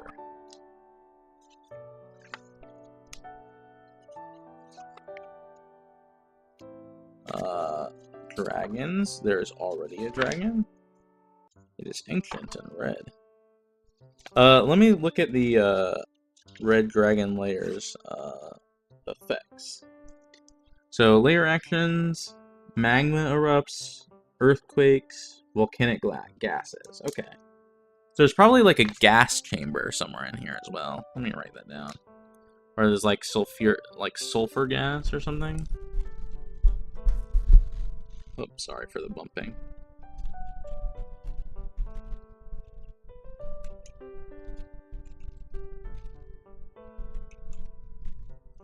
Let me specify. Is that not how you spell sulfur? It's not.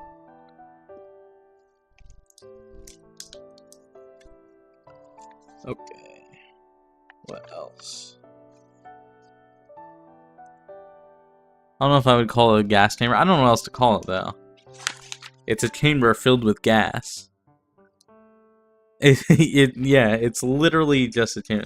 Okay, so elementals, obviously. I think elementals are a very easy include here. Both fire, earth, and lava elementals.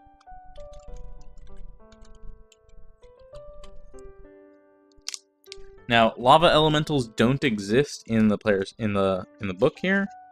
I'm sure we can make one. And or find one.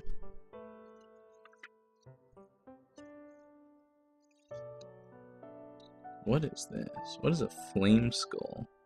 Well, this is like dark wizard shit. Galandur. It also is a different type of earth elemental. Where's my water bottle? I'm thirsty. There it is.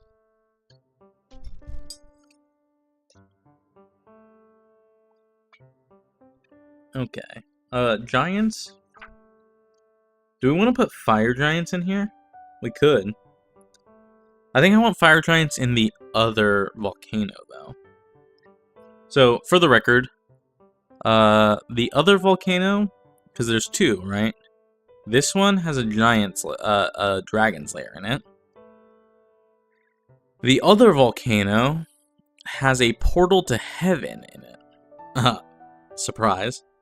So the fifth rod piece is in this volcano. The sixth rod piece is in the other volcano because it's in heaven. They're gonna have to like go to another plane of existence, basically. And they're gonna have to talk to angels. Like it's like when I say heaven, I don't mean like Christian heaven, but it's as close as you can get to Christian heaven. It's the heliosphere, which is the plane of Serenre, who's like the goddess of like light and redemption.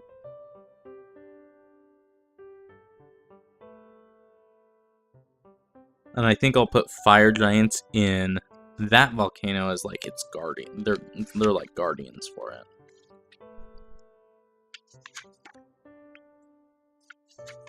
That's for another time. No golem. Goblins, no hags, hippogriffs, hook horrors, intellect devourers, hydras. Could put a hydra in here. Hydras are traditionally like water beasts. But I would have no problem throwing a hydra in here.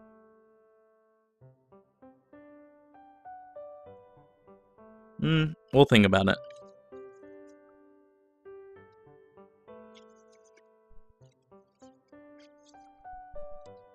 Lamia. But we could do like Naga or something. Where's the ends? A Medusa? What's a Magman? Oh, not this. This is basically an imp.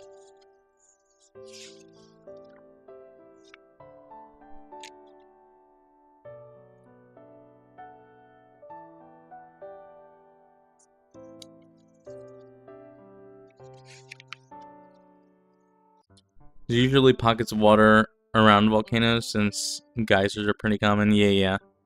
We could do something like that where it's like a pocket of water, like deep. We'll put that at the bottom because this is it's a vertical dungeon. I was gonna get to that, but we got distracted.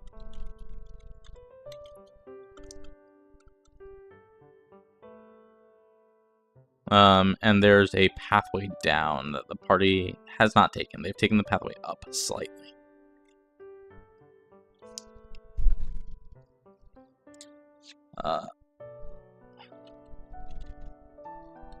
With Hydra. CR8. Thing is, like, even like the CR8 stuff's not going to be a tough challenge for the players. No mind players. No mummies. Thing is, they're already like high enough level that There's not a ton that they will have to deal with.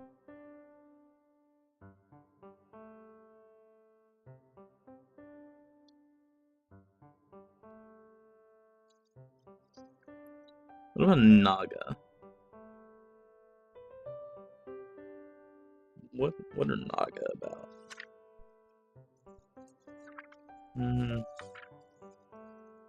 Not really lava things. Oozes? I don't really want oozes. I'm gonna save oozes for later.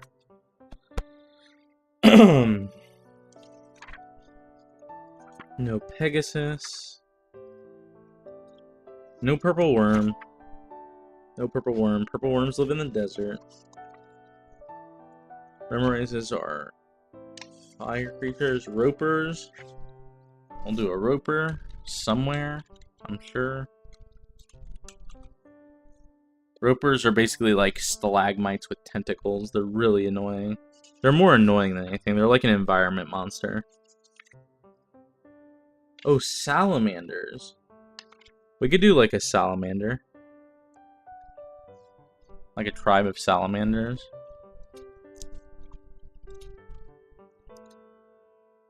You've never dealt with a roper before? Ropers are a bitch. They literally all they do is grapple. And it's so annoying.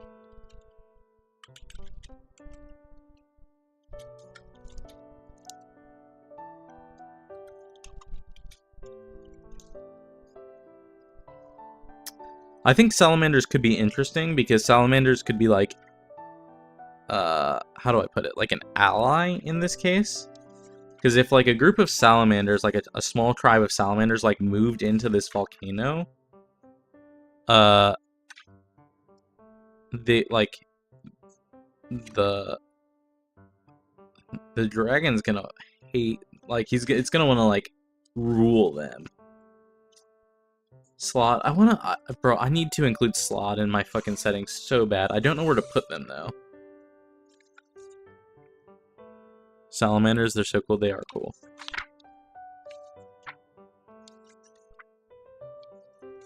No Thrycreen. Trolls. No unicorns. No vampires.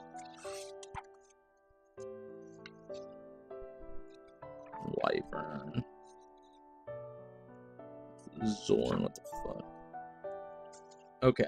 Alright, I think that's it for the monster manual. I'm gonna take a look at the other books as well.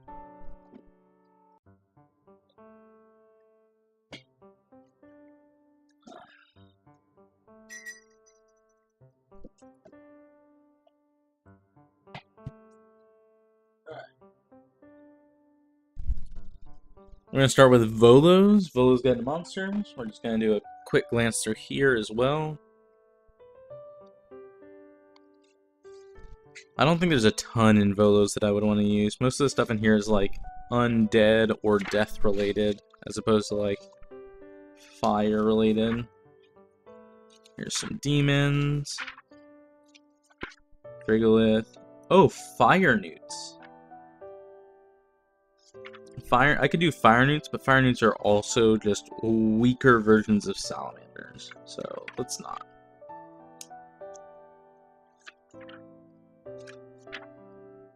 Gnolls, hags, hobgoblins. Oh, kobolds. There definitely need to be some kobolds in here who like maintain the place. Of course, how could I forget about kobolds? I'm not even gonna put their CR, they're like CR1.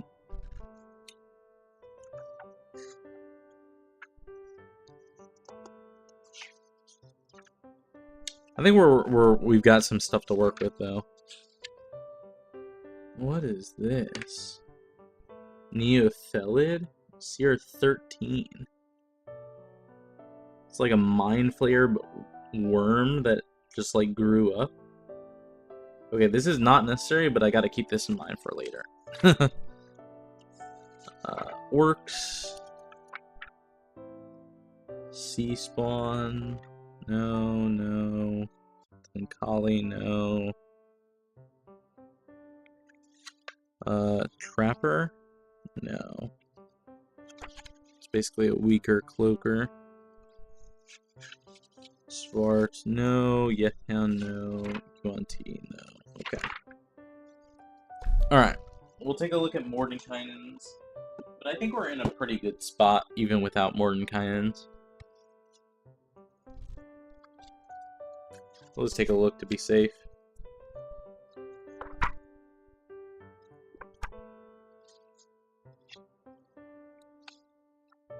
Make sure we don't miss something cool.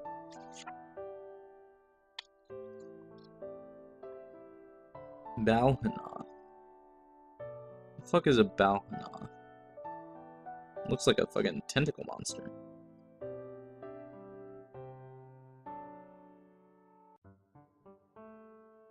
Oh, it's like a Shadowfell monster. They're legendary though, so I'm not gonna use them. It's cool, but not right now. Corpse Flower. Demons. Nabasu. God, in Mordenkainen's there's a art of Zugtamoy that's so good. She's like a demon lord.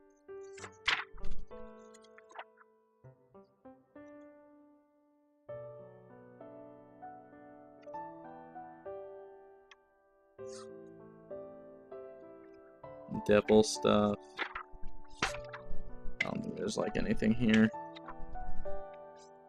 Twergar.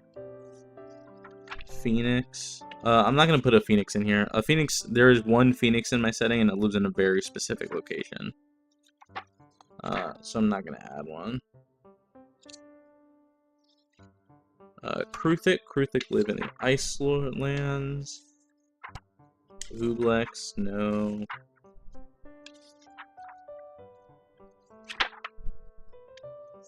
Skull Lord. Okay, no, I think we're good. Alright.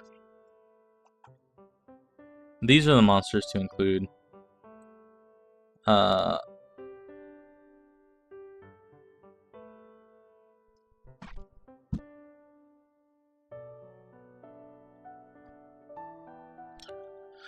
Cool. Alright. Let's draw this thing out then.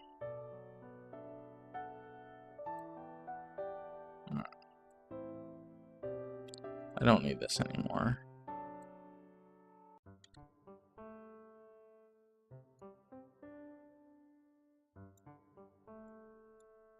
Okay. Can I move this over here? Move this over here. Okay, so vertically, we're gonna do this in two pictures here. Vertically, so we know that the mountain looks something like this, right? I'm gonna do a little bit more. Something like this. Sure. Volcano. And about here, it's like flat. And it opens up into like a giant pit. And this is where like the caldera is.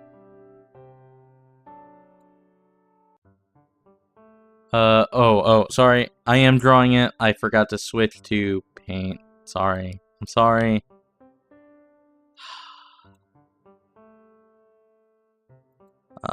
Move. This. Thank you. Behold my immaculate drawing. So the caldera opens up like this. And the rest of the rooms are... Thank you. The rest of the rooms are gonna be around it. So there's gonna be like... something that like curves up and around. And like... There's gonna be like a room over here, or a room like over here behind the caldera. There's gonna be like... something down. There's gonna be like a room here in the front. Maybe another one back here. You know what I'm saying? It's gonna look a bit wonky because it's in 3D space as opposed to 2D space. Maybe what we can do is we'll do something like this where So if this is the entrance, right? And it does this. Right. So this will go to, like, the caldera room. Do you know the volcano level in Super Mario 64? I don't know, unfortunately. Here, let me look it up. I did not play Super Mario 64. One of my friends in college was, you had no childhood. Correct. Very correct. I spent most of my childhood in a library. Or playing on the street with the neighborhood kids. And that's pretty much it. I did not play a lot of video games growing up. Nerd. Shut the fuck up. Yes. Yes, I am a nerd. I've always been a nerd.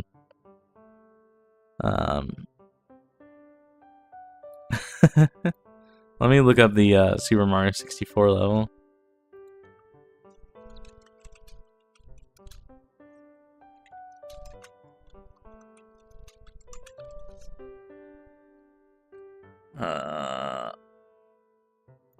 Images?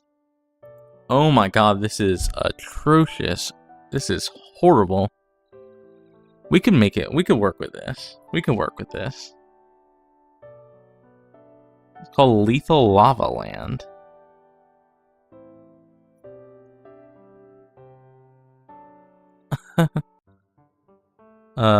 This looks like hell though.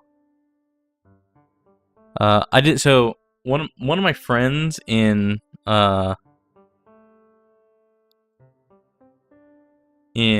college played he liked to do like Super Mario 64 speed runs for like fun, not like to try and speed run it. Not like professionally, but just like for fun. You know, he would just do skips and stuff like that. And I watched him play a bunch of Super Mario 64. When I went to play it, I was very bad at it. And so I was just like, here, you do this.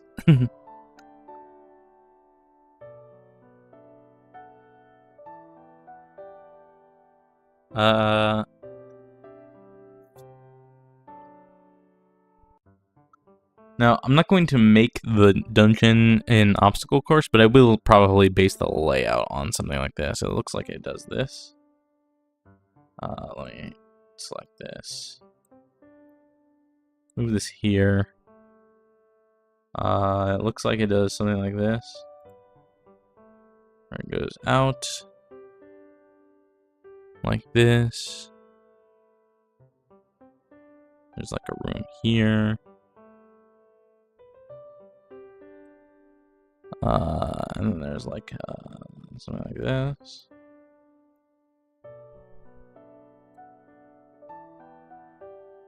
Granted, with this, there's like more in the way of lava between a bunch of platforms. I'm just kind of like mapping it out.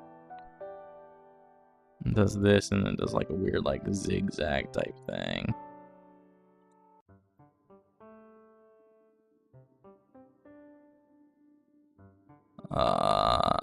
And it like cuts back. And it does this. And then this should connect over here. It should be taller. And then it does this.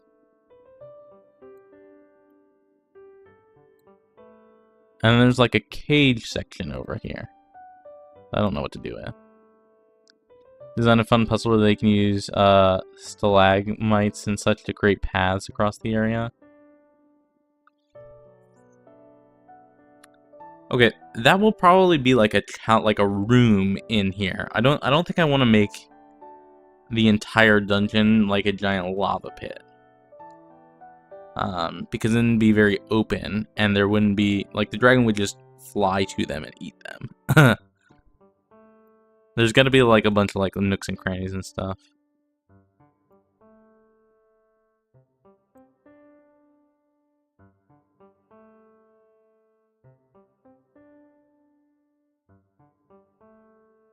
I think actually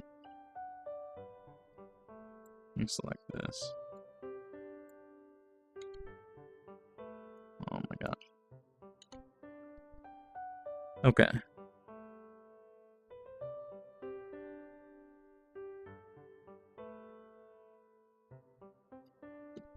So this is the caldera. I think what I'm gonna do is I'm gonna do it like this. This is like roughly the layout here. Let me do it like this. I think what I'm gonna do is, so I'm gonna have this pathway go up.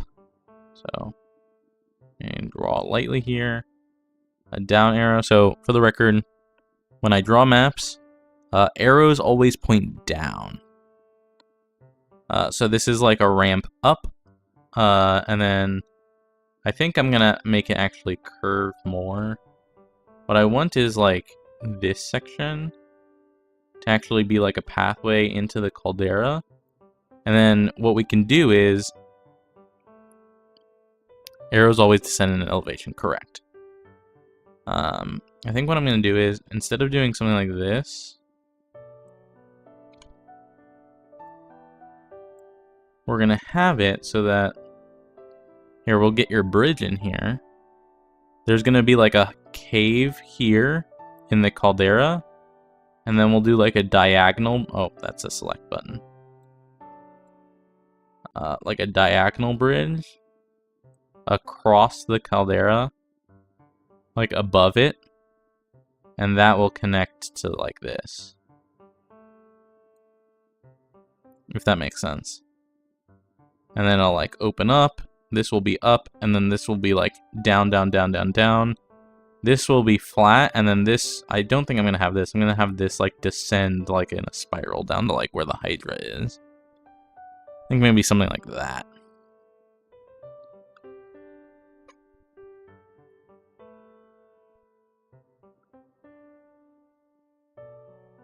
Now,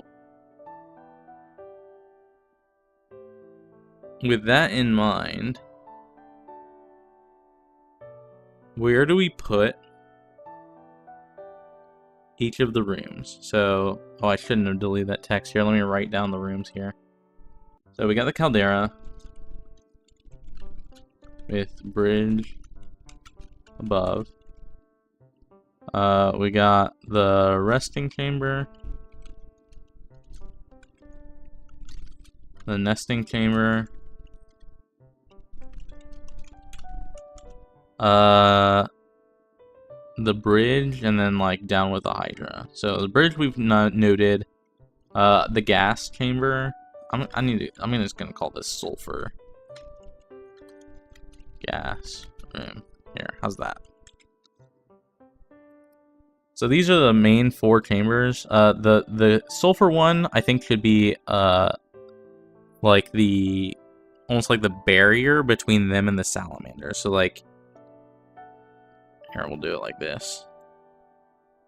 We'll put like a room here, and then this will like have like a sulfur vent in it. Let's make this smaller now. Oh my god, 120, sure. Sulfur vent.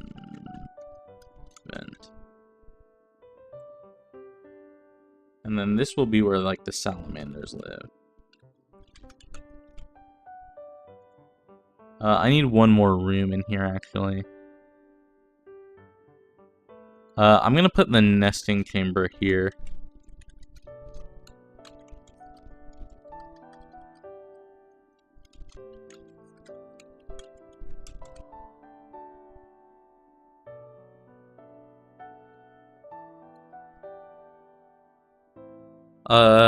It's gonna cause like a dot. Sort of. It's gonna be one unbreathable, but yeah, also be like, if you're standing in this, you will be burning alive kind of vibe. So yes, it also needs to be big and a maze. That's also probably where let's put the we're gonna put the roper there. Because all it does is grapple. and it doesn't need to breathe. So it'll just live there and cause hella problems. See, I'm super evil. Look at me. Look at me go. We'll put, the kobolds need access to both the resting chamber and the nesting chamber. So let me put them both here.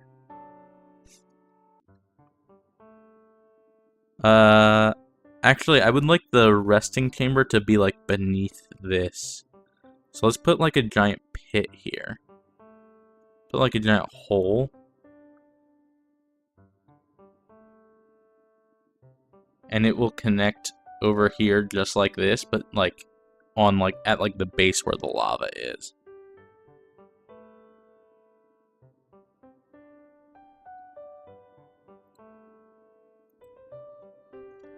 Cool.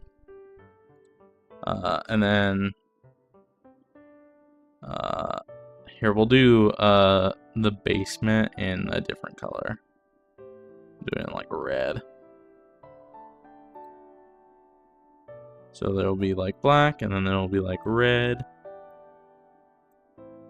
And there'll be like another chamber over here in red. This will spiral down. We'll put this red because it's deeper. What's gonna be over here? I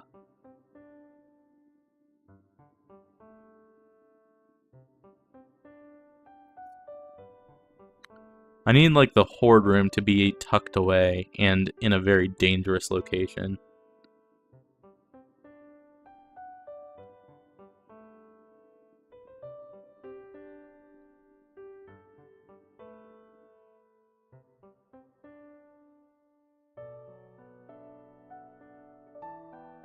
I think what we'll do is this. Let's make like this section to be like a river of lava.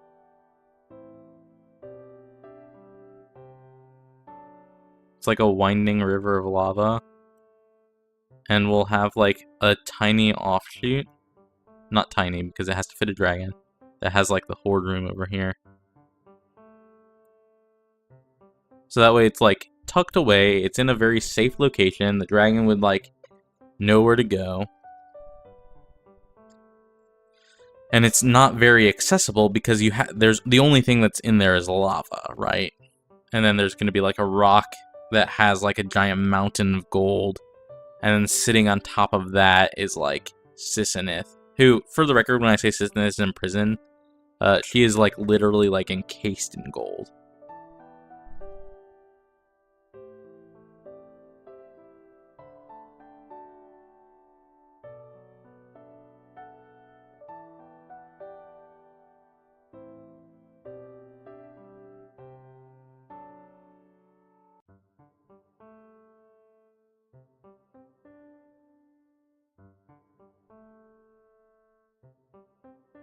God, I wish that were me. I mean, note to self, Akidi has an imprisonment fetish.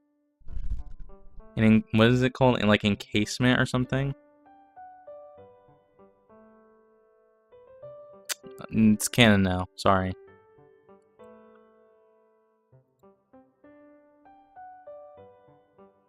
Well, it would kill me, so...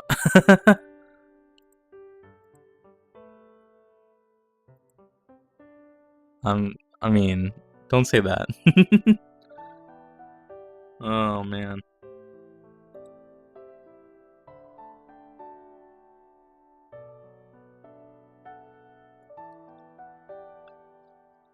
Okay, so I think we have a good layout here. It's a bit confused in, like, drawing because multiple levels, but I think we've got it. The resting chamber will be down here.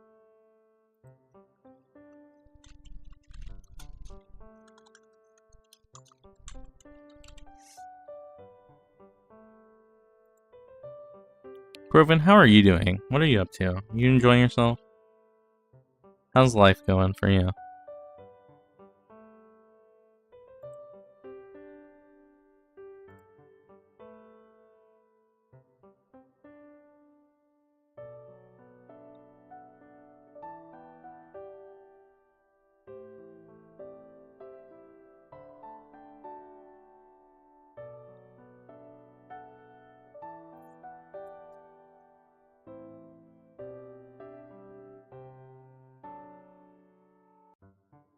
What is happening? Oh, I think it's this. Just chilling, reading the chat. Hell yeah. Okay, I think we've got a good layout here. Before I go to sleep, yeah, I know it's close to like bedtime for you. Getting there. Thank you very much, by the way. I always appreciate you, Crowbin. You've been a great help to me. Sorry, I know it's black screen. I'm pulling this back up. You've been super great.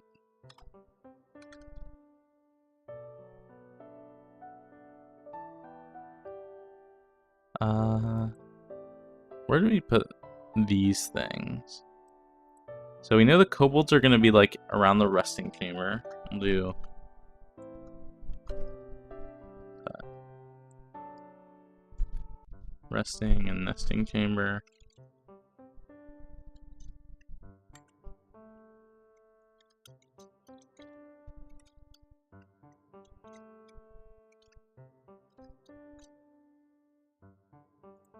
This is where the roper lives. Roper's plural, probably. And then past that, salamanders. Reminds me one from the Pathfinder adventure. Which Pathfinder adventure? I haven't played Pathfinder in a long time. Which one are you talking about, though? Actually, I played like one session of a Pathfinder. A few years ago? Maybe that was like 4 or 5 years ago now. But other than that, I haven't played Pathfinder since college. Which was God knows how long ago now at this point. 8 or 9 years ago? Agents of Edgewatch. I don't know that I've heard of that. When did that come out? Agents of Edgewatch.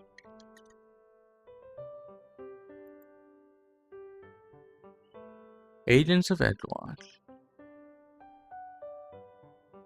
The guards of Edgewatch Precinct must take down Absalom's sickest serial killers. What's like a mystery? You gotta find some serial killers. Well, that's pretty cool. Hell yeah. Are you talking about the last one? I see in the image here that they've got like some kind of dragon type thing. It's from Pathfinder 2e. Oh, okay. Only one member of the Phoenix Twilight Four remains.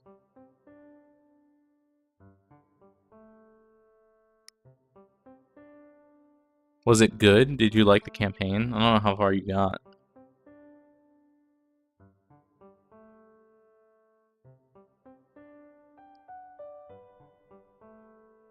The only Pathfinder campaigns I've played and or ran are like the very first ones that they ever printed, which are Rise of the Rune Lords and Curse of the Crimson Throne. Curse of the Crimson Throne, very good for the record. I've run it a couple times and it's a lot of fun. Or at least the beginning was. At least until book 3 you were the DM. Hell yeah.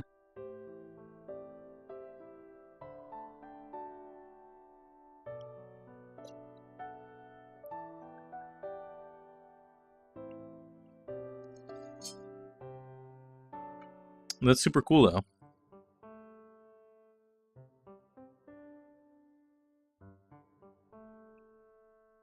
The later players don't have any time for it. It's classic.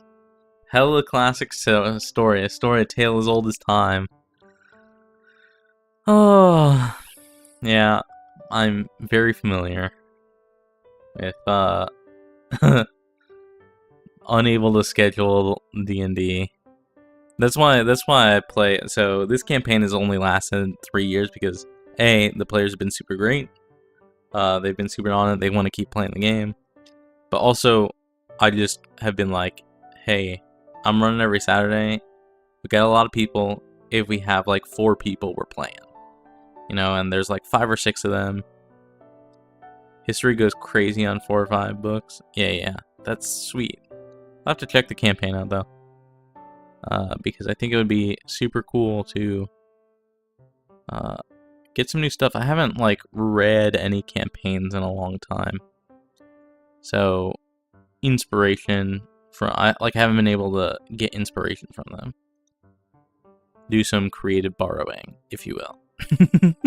That's what half of DMing is, anyways. And we stole from Super Mario 64 today.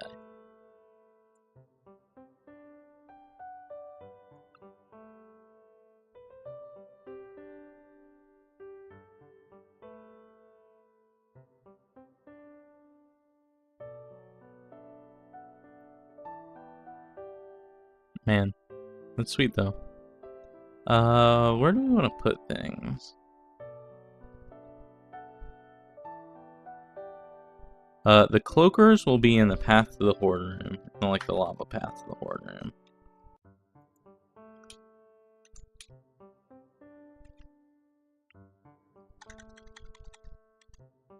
And then the dragon will be roaming, right? Let's think about the path that we want the dragon to take.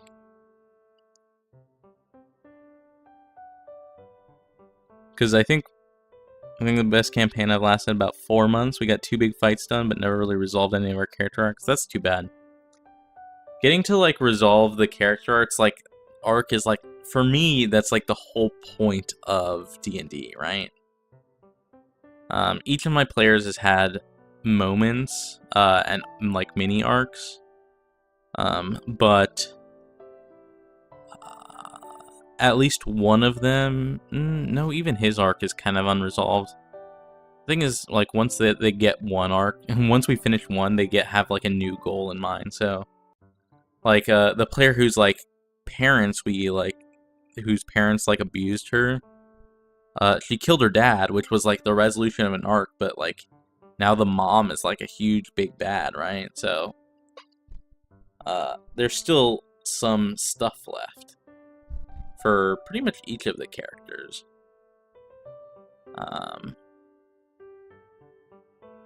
Does anyone not have something left? Like they've all like done different arcs and stuff, but I can't wait for this campaign. This campaign has been so good. It's been so fun. I really can't wait for it to like end, because each character has its own like their own like thing that they want to do, you know? Like, I really want to have the players experience seeing it through. So, alright. Let's do a brief rundown of where we want the dragon to be. So the dragon starts on the caldera, right? And then the first thing they do is go to the resting chamber, because it's on the caldera's level. And then they go to the nesting chamber, because it's right above the resting chamber. And then they go through the sulfur room to get to the horde room, right? I mean, they have to cross the bridge, go from here to here. Control Z. Nope, what just happened? Hello? Why did Control Z undo this?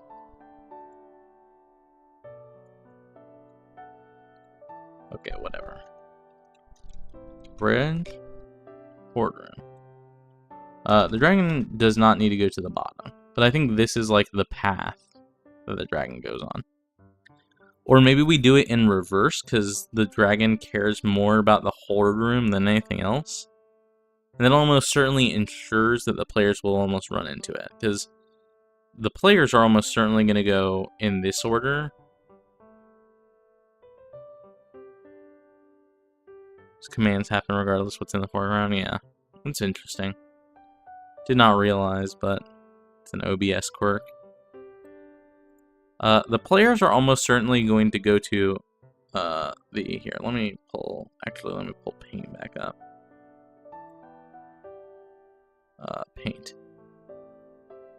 So the players are currently like located here, but they know that the dragon's in the caldera. So what they're going to do, most likely... Oh, let me do a quick draw in black arrow going this way.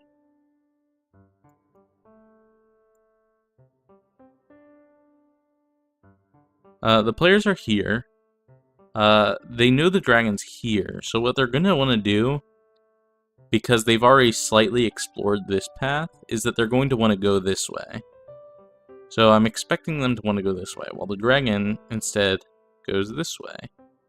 They'll probably like go up this way and over here like this. So they'll explore in this direction and go like across the bridge.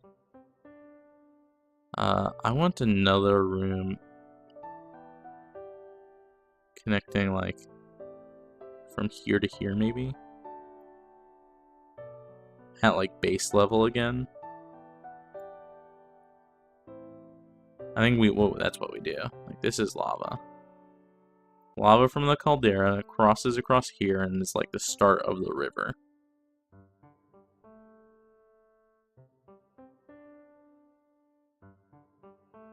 That means that this also has to go down, like logistically. So that way it's on the same level as this. Alright. That means there needs to be like a cliff here. This needs to like break. Because this is going to be very high, this is going to be very low.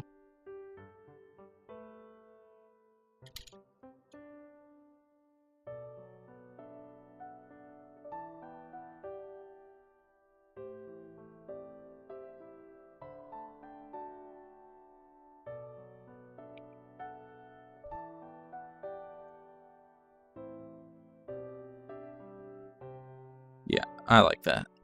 But I'm expecting the players to go this way.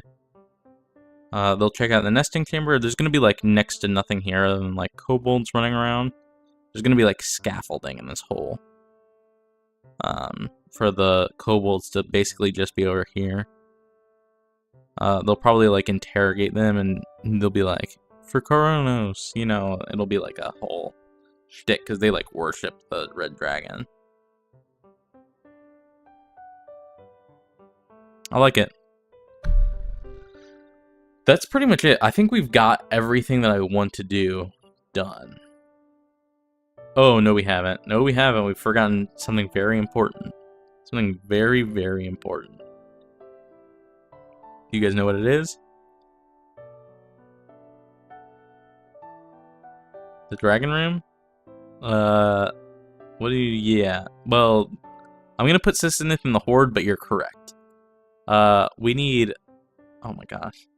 I keep like going black while I'm pulling up things in OBS.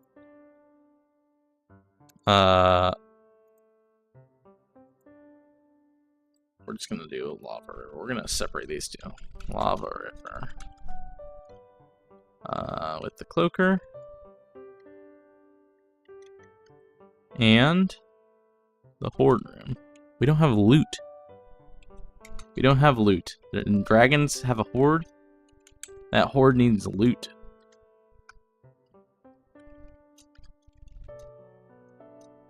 So the first thing in the horde room is Sissinith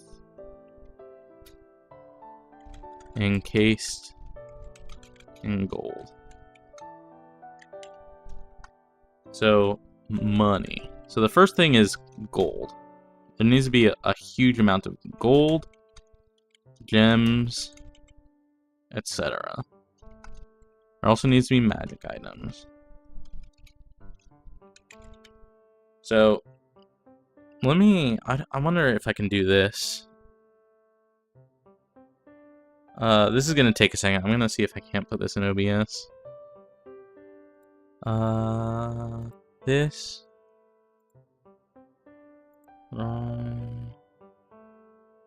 Against for players.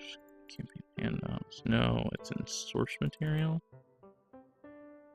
Oh, I don't have a PDF of the Dungeon Master's Guide. Shoot.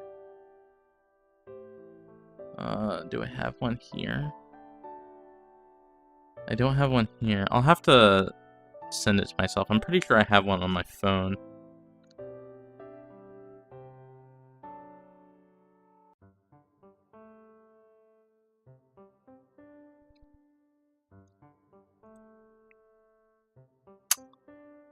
Let me check. Browse phone. I'm looking at my phone, in my phone's files, and the first thing I see is the Amaya He Would Get Pegged MP3 that I got from you, Akiri. Oh, it's very funny. Dungeon Master's Guide. So I do have it here. I'll have to transfer it. Yeah, thank you, thank you. Very, very much appreciated. I'll have to transfer it. I don't have that. Let me see if I can find the table in an image online. DMG Dragon Horde 5e images. There we go. This is exactly what I'm looking for. Open image in new tab. Save image as. Downloads. Dragon Horde. .jpg. Alright, now let me put this in OBS. New image. Dragon Horde. Browse. Downloads.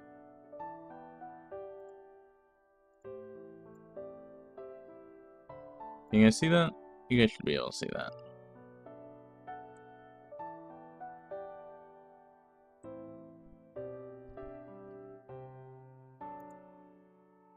Good night, Croven. Good night. I hope you have a great rest of your evening. I'll see you tomorrow for Undertale.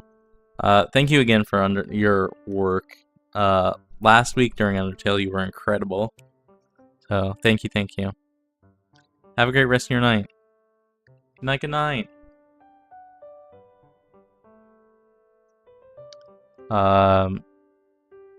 But this is the table for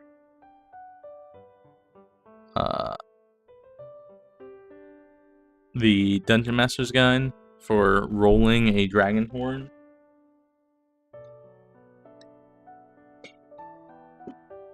So basically the way it works is that you roll a D100 and you add to the Dragon Horde stuff in its row that you rolled.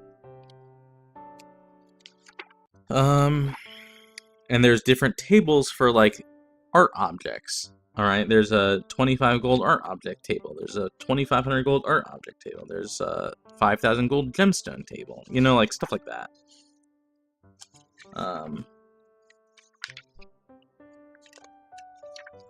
But that's not how I roll. I like to give lots of loot to my players.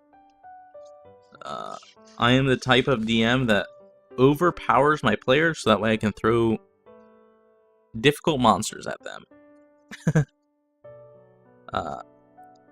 It's very evil.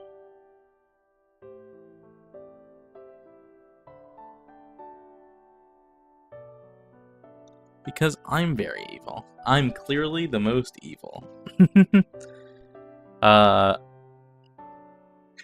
But let me do some rolling here. I like to basically roll. So you see how there's 4 things for, it says roll 1d8 times for magic you'll see, and that there's 4 rows of that. I think that's the most fun. I have the most fun doing it. There's different types of DMs out there, right? DMs who are let's keep everything super low magic, let's make it gritty and survival based, and I think that can be fun too. But I like to throw crazy shit at my players, and to do that they need crazy shit too, if they're gonna survive. I don't want to TPK them. But if you see here, there's roll 1d8 times on magic item table C, and there's 4 of them.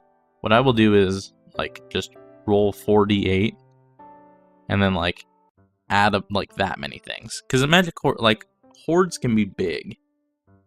This would be 46 items on table C, another 4d6 on table E, and the thing is, the party can't carry all of this. Even with a bag of holding, they cannot take an entire dragon's horde with them. They just can't carry it. So even if there's a ton of magic items and stuff in it, I need to give the impression that there's a lot of stuff in it because it's an ancient dragon's horde, right? They should be like rifling through things to if they're gonna like steal from it.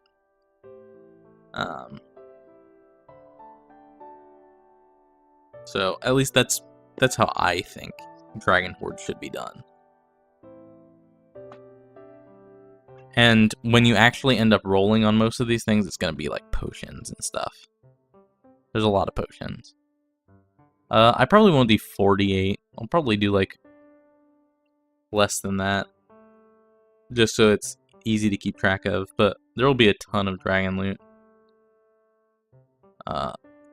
That being said, it's 10:08. I will probably not roll for that today, because there's just so much. It's random level loot, just like Skyrim. Yeah, the thing is, there's so much loot that I would need to roll.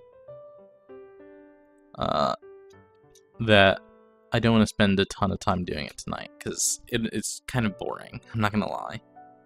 You're just rolling a die and seeing what matches up on the table and being like, all right, I guess that's in here. But we do need loot. We can, you know what we should do? We should at least roll for money. Let's see how much money is in this place. Where did that go? How much money is in this? 12d6 times 1,000. Alright, let me roll. 12d6. 12d6 comes out to 43. So that's 43,000. 43,000 gold.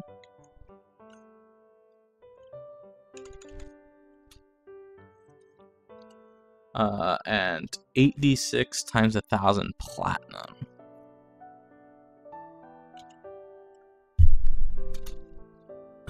$8d6, that's a shitload of money. That's so much money.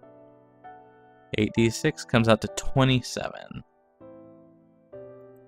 So 27,000 platinum.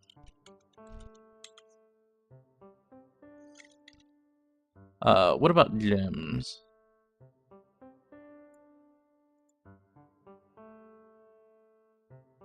You can literally do that as they're looting stuff. So I can. The reason I don't like rolling loot while they're looting is one, I want to seem prepared.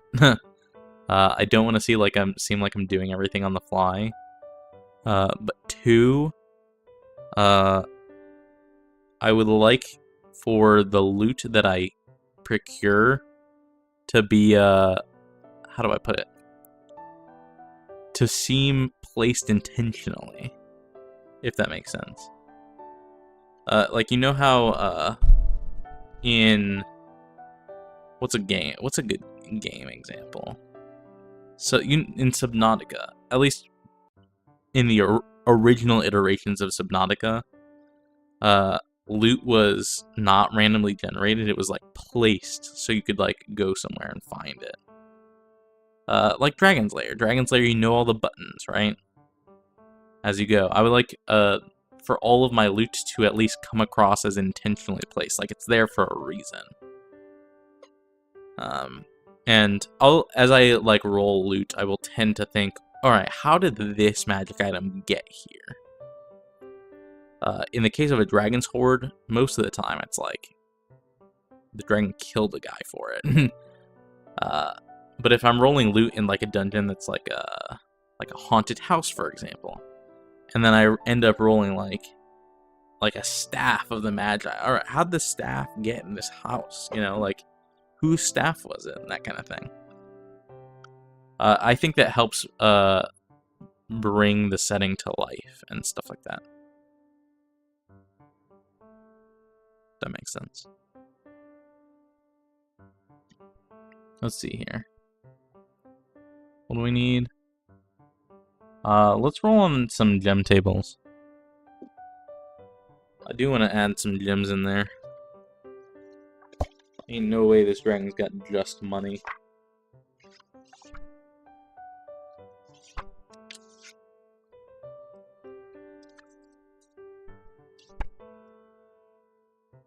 Gemstones.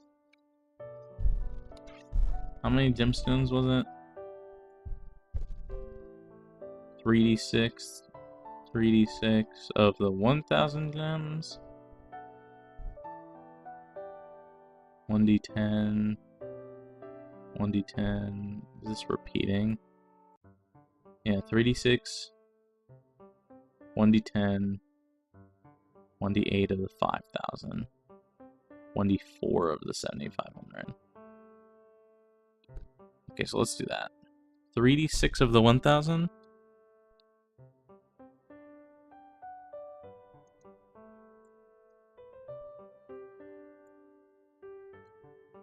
$3d6.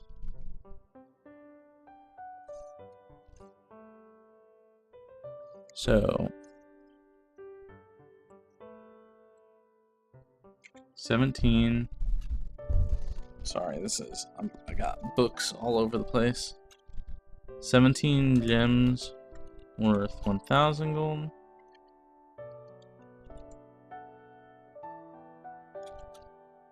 Oh, is it 1d10?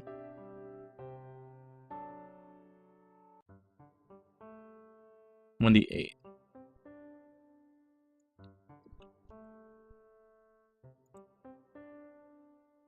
Five gems.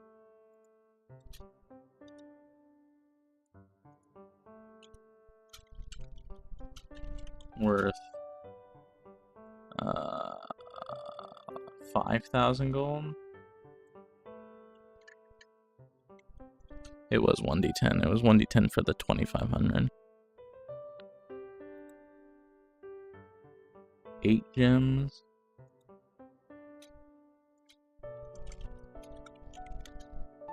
$2,500. And then it was what? 1d4 for the 7,500? Yeah, 1d4 for the 7,500. 2.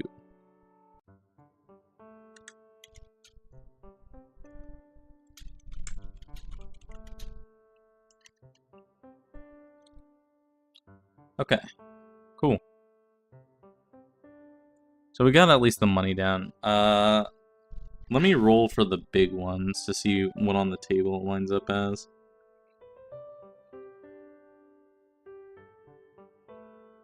Where are the 7,500 gems? Are they not 7,500 gems? Oh, it's 7,500 art objects. Okay, that's a d8. I rolled a 7. That's a...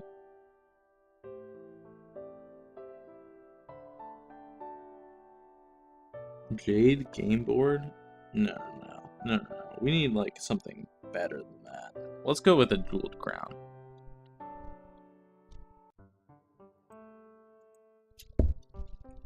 One.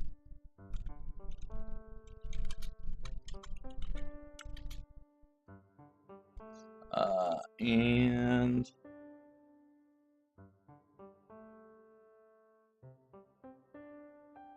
we'll do like a statue, like a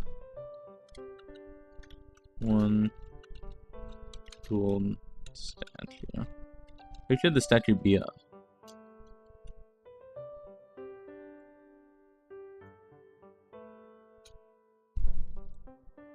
A jeweled statue. Who would a jeweled statue be of?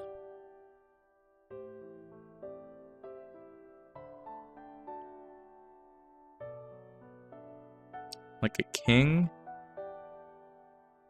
Or a queen? Or a god?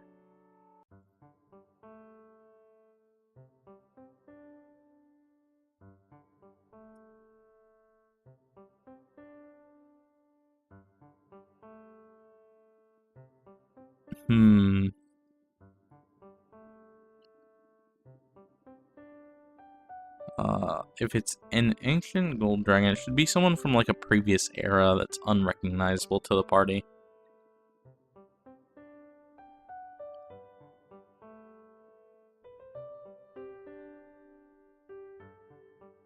What do you think? Does anyone have any thoughts on what this should be a statue of?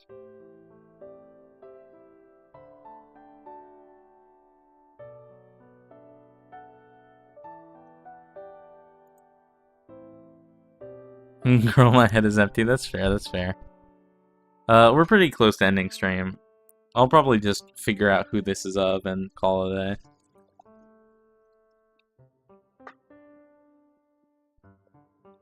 Yeah, it's close to ending stream time. I'm getting EP myself. Oh, let me make sure I save this like paint drawing. I don't want to lose this.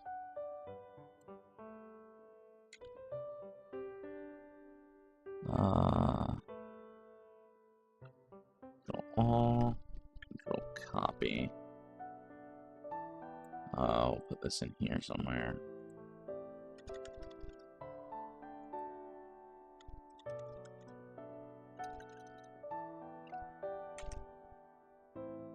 Oh, okay. I can insert it in over here. Also, my voice is starting to go. Undertale tomorrow's gonna suck. I've been yapping too much.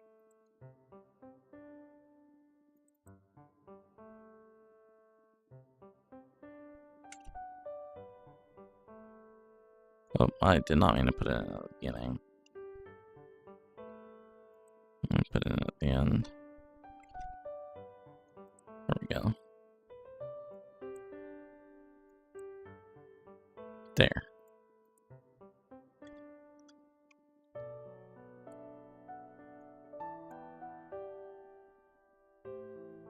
Sure. Alright.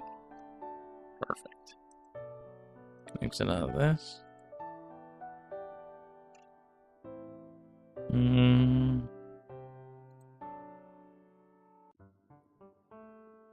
It's rough because you're nearing endgame. Oh, is it?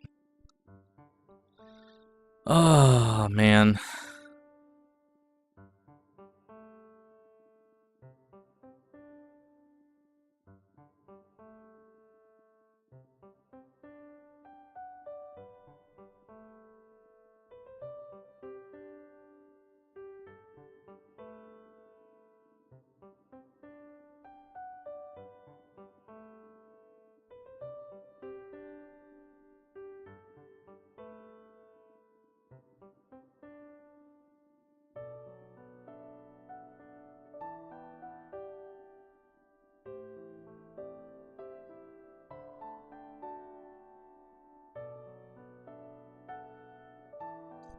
Okay.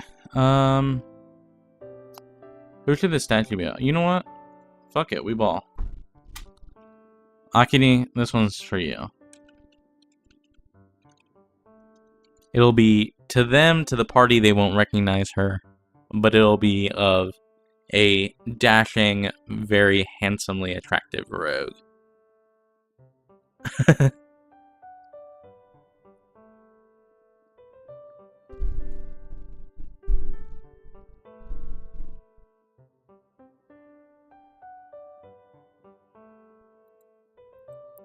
There you go.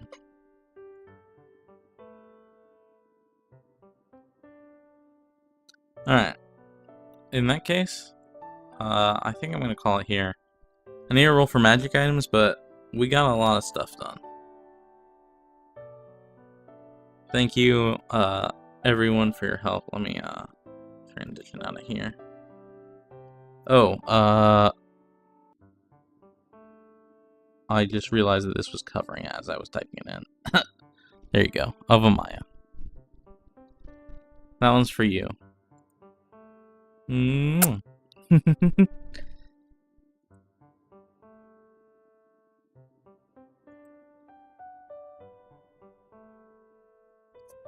Alright.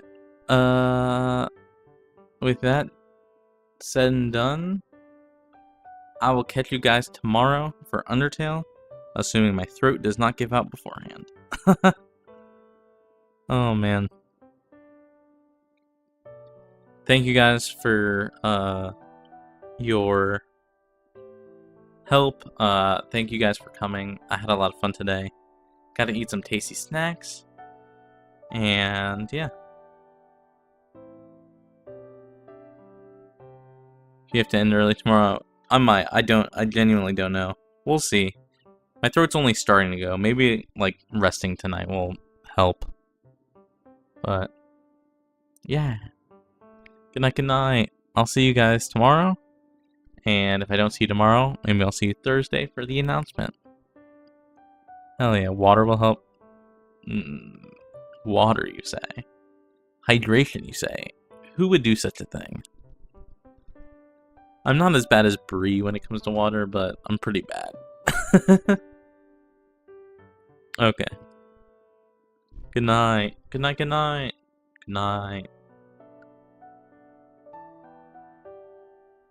What are you saying? I appreciate you all. Bye-bye. Bye-bye-bye-bye-bye. Good night.